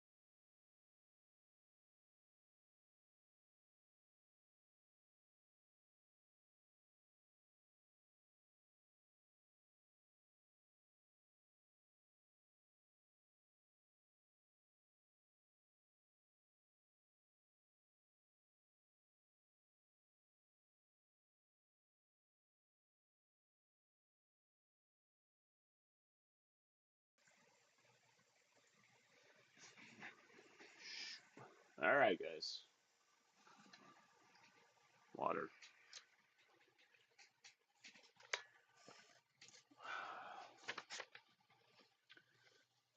Next one is another Canon RF.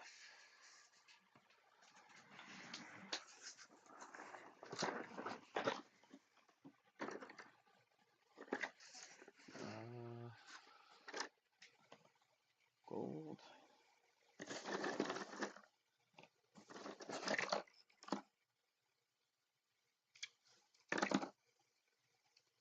Perfect.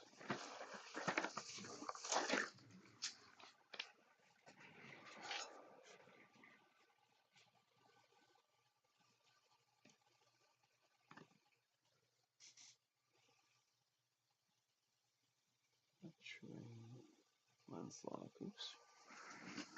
Wrong color. Yeah.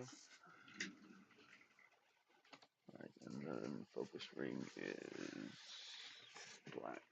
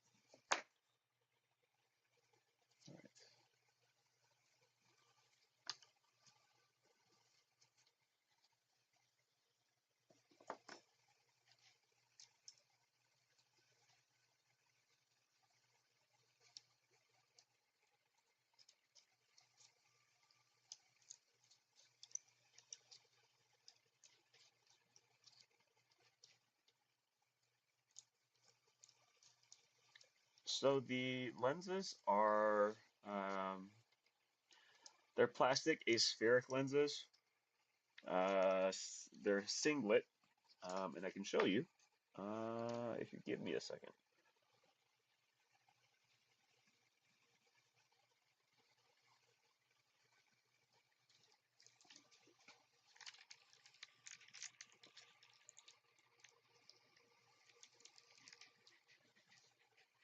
So I'm gonna try to show this the best way that I can. Let me get the focus dialed in.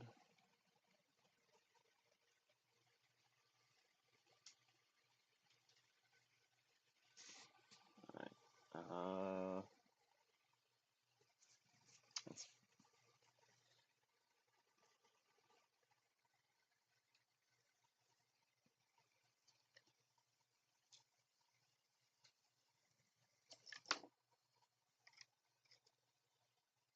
there we go. That's not in focus at all. There we go. So that is it. It's a plastic aspheric singlet. It's got yeah, yeah, that's what it is. Uh, Not much to it. It fit the specs, um, and the uh, it fit the specifications, and it was a good focal length to capture um, a variety of scenes within the allotted um, breakup on the sensor. Um, just like a lot of the retro, the Nishika and the Nimslo, much cheaper. But the next version that I'm working on, or that I would like to get worked on, is a glass version, um, because glass optics are superior to plastic optics.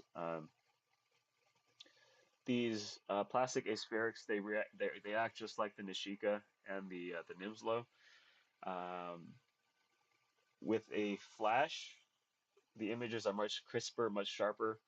Um, Without a flash, in good daylight, sharp, and then you start to go down in quality in terms of the amount of light that's coming through. Um, but they are good enough for what we're trying to do here.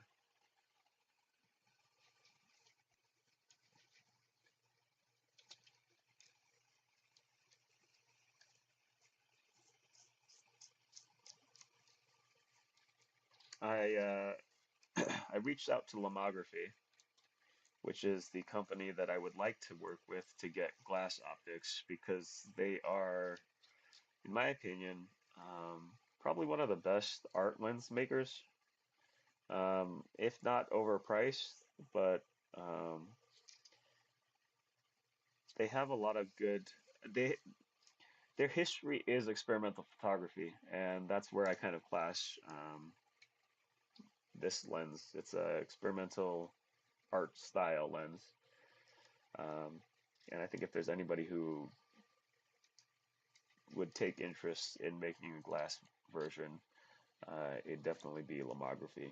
But I reached out to them, um, and they replied to me yesterday, and they said that they're waiting to hear back from their main HQ. So I sent this lens in Sony E mount, Canon RF, and Nikon Z to their Brooklyn location last month, um, and they are talking to their main headquarters in Austria to see if there's any particular interest in possibly making one. So uh, If we can get enough people that sell lomography to work on the lens, maybe we'll get a glass version.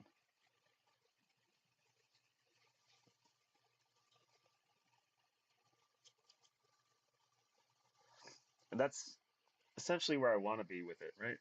Like the I want to squeeze the most quality I can um, out of these things. Um, and I think glass is going to be that little thing to push it over. Yeah, let's hope so. Let's hope so. Fingers crossed.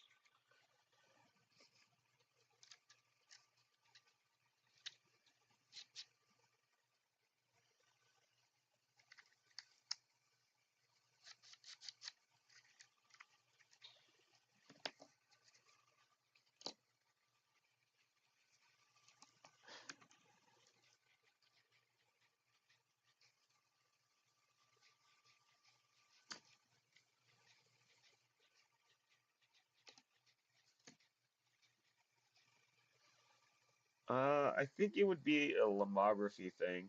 Um, if it were to go through it, I guess it just depends on how it gets broken down. But I think it would like ideally probably it would be on lomography uh, if things do work out.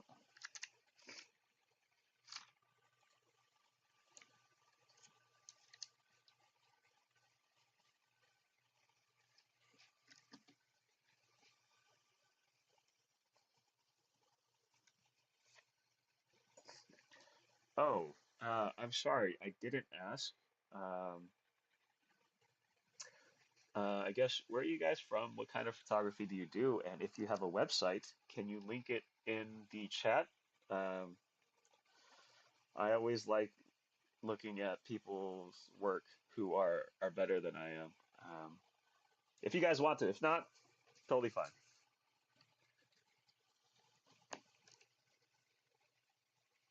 I know Yampi, you're in Spain, but Hassan, I do not know where you're out of. Again, if you guys want to, not if you guys don't have to. I'm gonna do some quick sanding.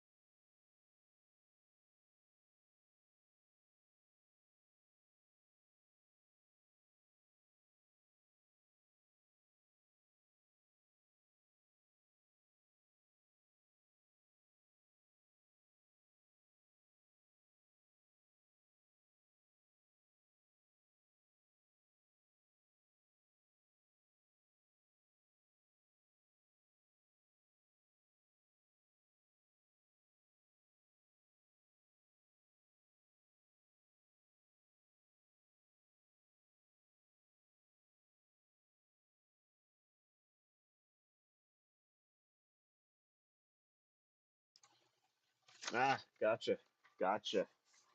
Um, I have to. I would agree with your friend. Fuji is probably a pretty good system to start on. Um, I have one.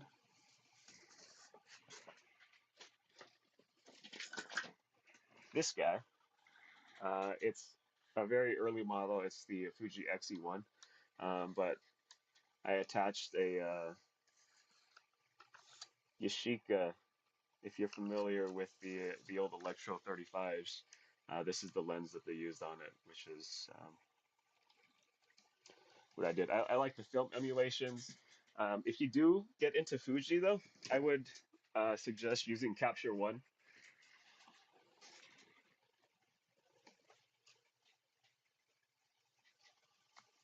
Yeah, move to use Capture One for Fuji. It processes their raw photos much better. Leo, all right, good to know your name, Leo. Um, I'm trying to get into videography too, but people are a lot better than I am, so I don't. Yeah, what can I say?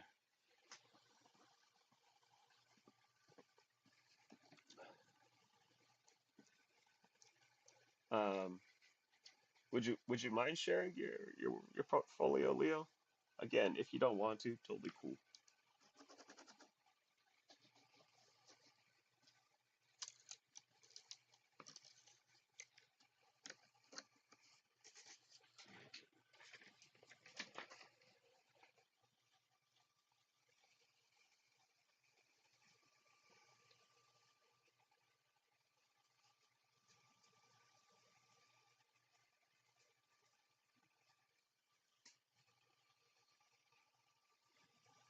That is true.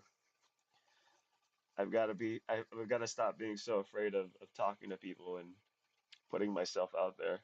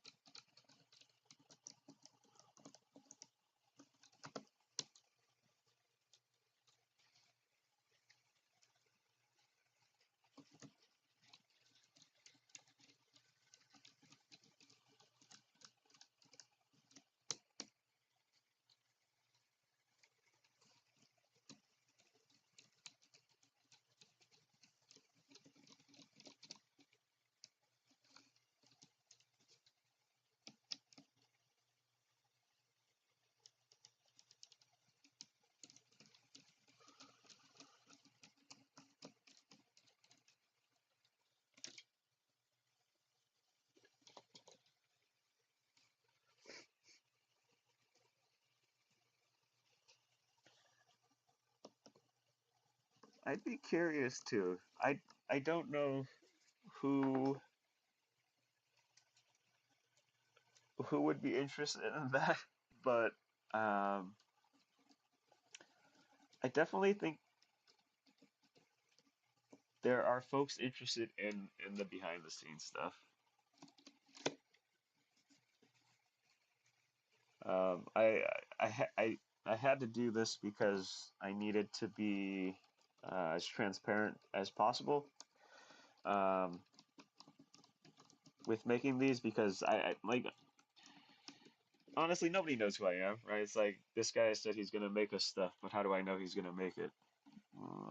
You guys can watch me and hopefully keep me company while I lose my mind.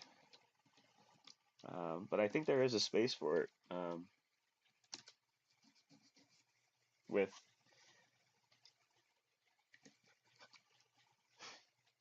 if only I could slow motion everything. Oh my, that would be the worst though. Just slow motion B-roll.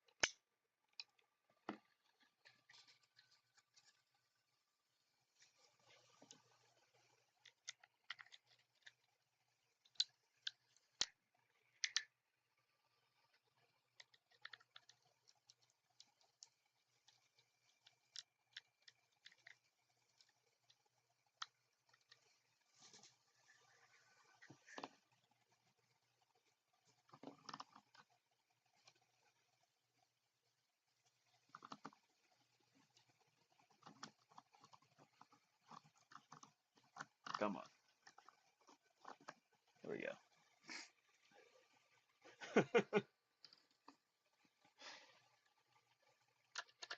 I'm glad you guys do. Um,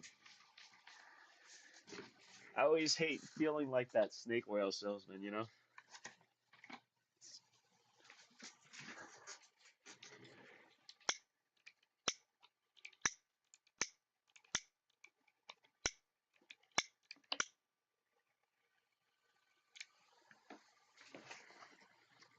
believe it's time for a refill.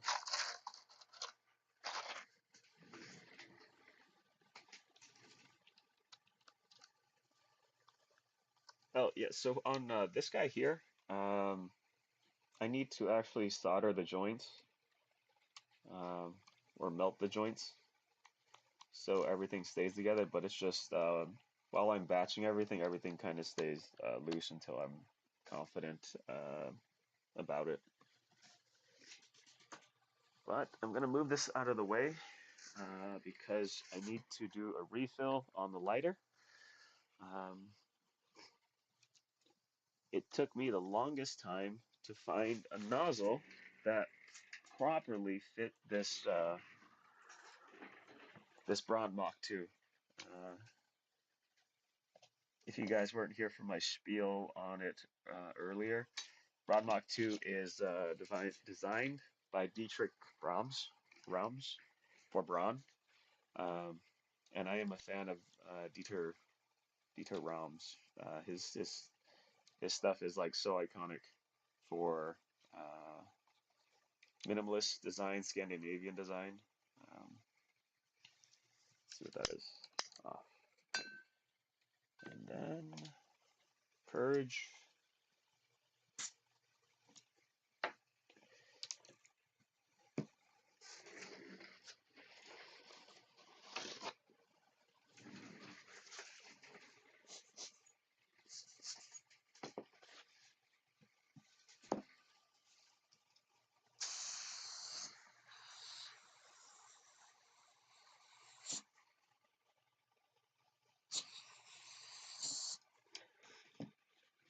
A lot of is getting expelled, but it'll work.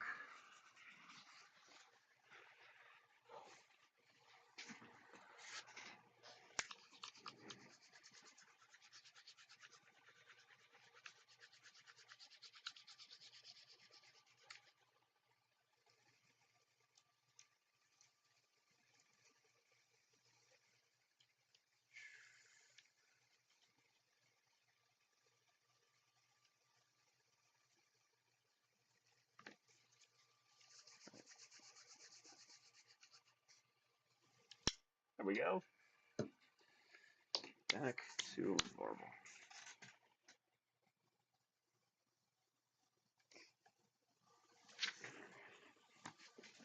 All right, next guy up is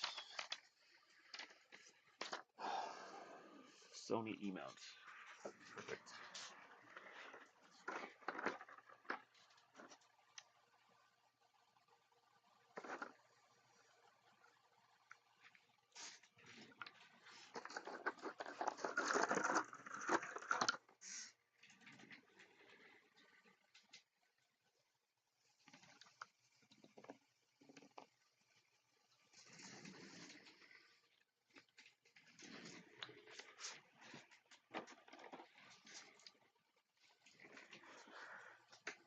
Uh, if you're familiar with mid-century modern, uh, in terms of like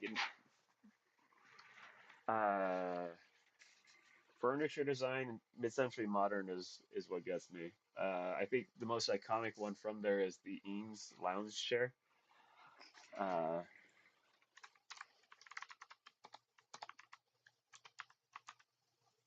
Now, as much as I admire Eames and uh, their design, apparently he was an asshole. Um, Charles Eames, I think, cheated on his wife, which was the other half of the Eames design studio, right, along with their designers.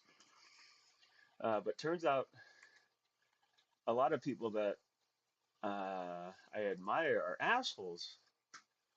Uh, it's a shame, really, because I mean, uh, their design work that came out of the 60s and 70s, I think, really set the stage for uh, it set the stage for a lot of modern design. Yeah, let's go with Herman Miller.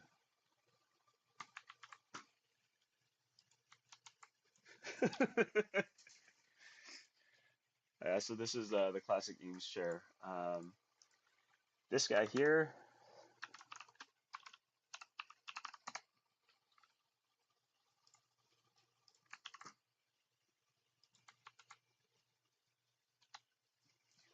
I feel like it's such a hot button issue with creatives. Like you have to, you almost have to separate the person that they are and their design. Um, because you arguably you can't deny that they made great things, right? But as a person, they may not have been the best. But who's to say that because of who they are, that's how they were able to make the things they were to make? Um, yeah, because okay, another questionable designer, Gil Sans, the typeface, the creator of Gil Sans was, I think, a pedophile or an incest, who practiced incest. Which I love Gil Sans. Um, yeah, yeah, it really is difficult to. It's such a, it's like a tightrope, that we're constantly. It's a tightrope that we're constantly having to, navigate. And sometimes I think we do just have to appreciate the art for the art, the creativity for the creativity. It's very difficult, because it's these experiences that make us who we are, and you can't really separate that from the designer. But I think we should try to, because I mean, just look at Edison and Steve Jobs, both massive D-bags, right? But they gave us a lot of modern luxuries. Edison, light bulb, AC, electricity, things like that. Uh, yeah, very hard to navigate. But Charles Eames, Isamu Noguchi.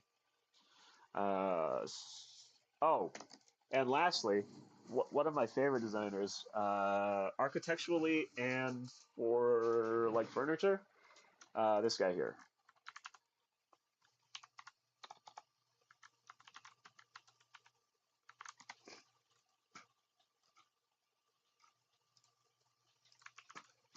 Uh, like almost everything you see at IKEA in terms of bent plywood, this guy, Alvar Aalto, inspired all of it.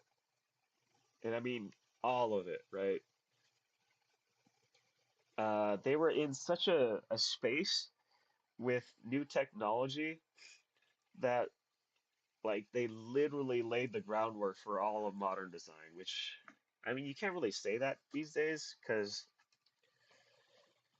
well, I guess you could, because there are a lot of emerging technologies, but we have yet to see, we have to yet to see and delineate the greats, for the modern age.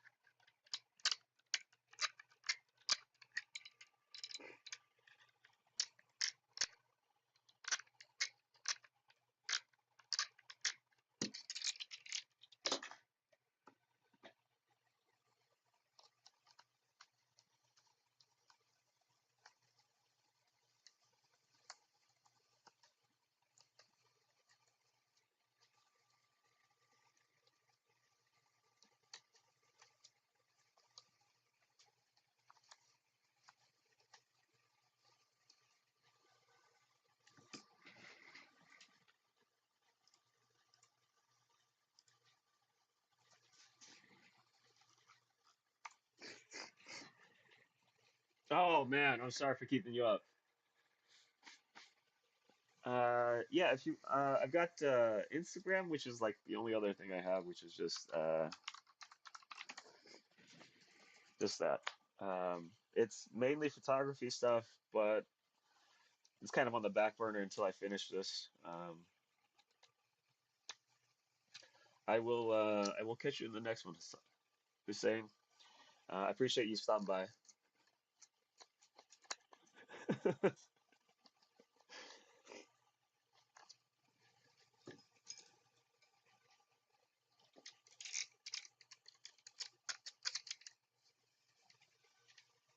See ya. Take it easy.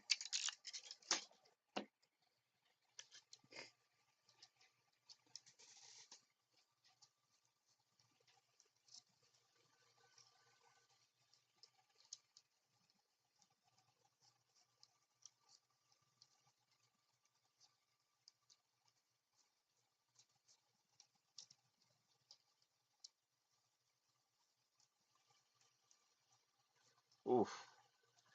Man, I appreciate you guys sticking out so long, Leo. Maybe I'll try to work these streams so it's a little easier for you folks over in the EU. That's my fault. I appreciate you stopping by and staying up so late with me. Keep me company.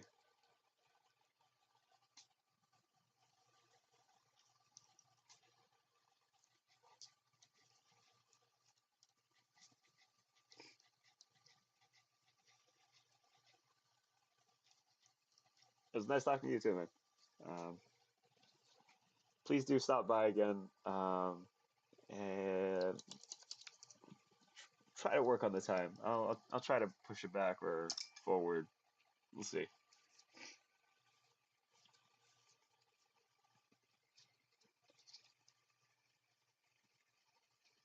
Oh no no no. It's totally fine. The questions they were a nice break from me just talking to the void.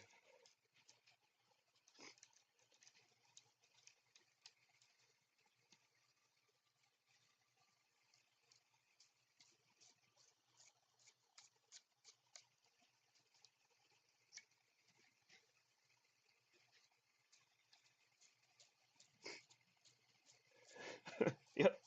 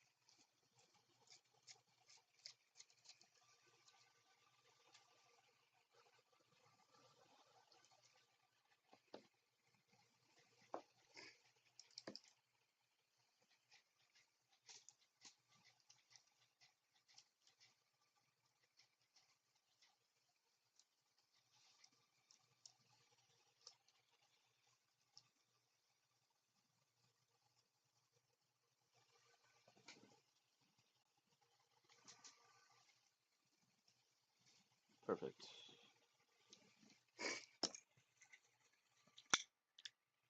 Gotta adjust the flame.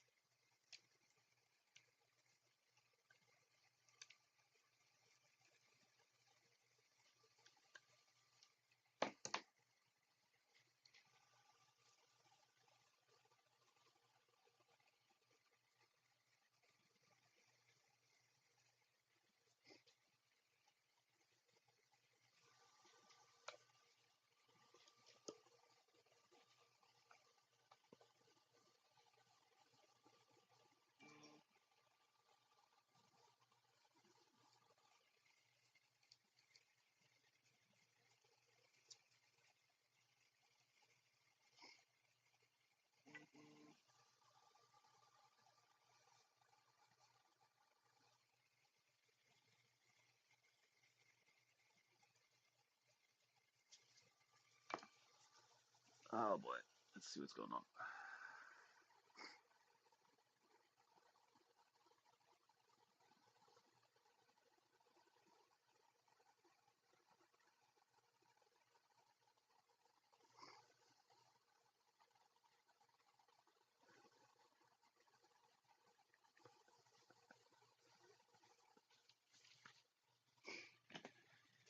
All right, we're winding down here.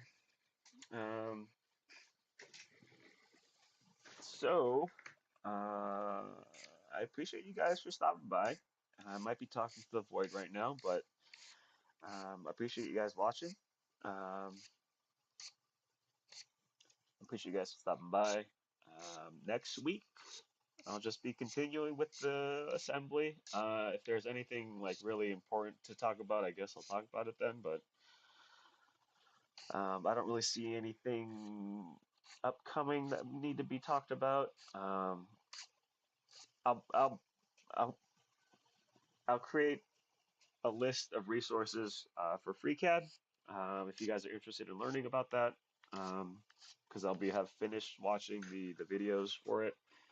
Uh, Other than that, happy Friday.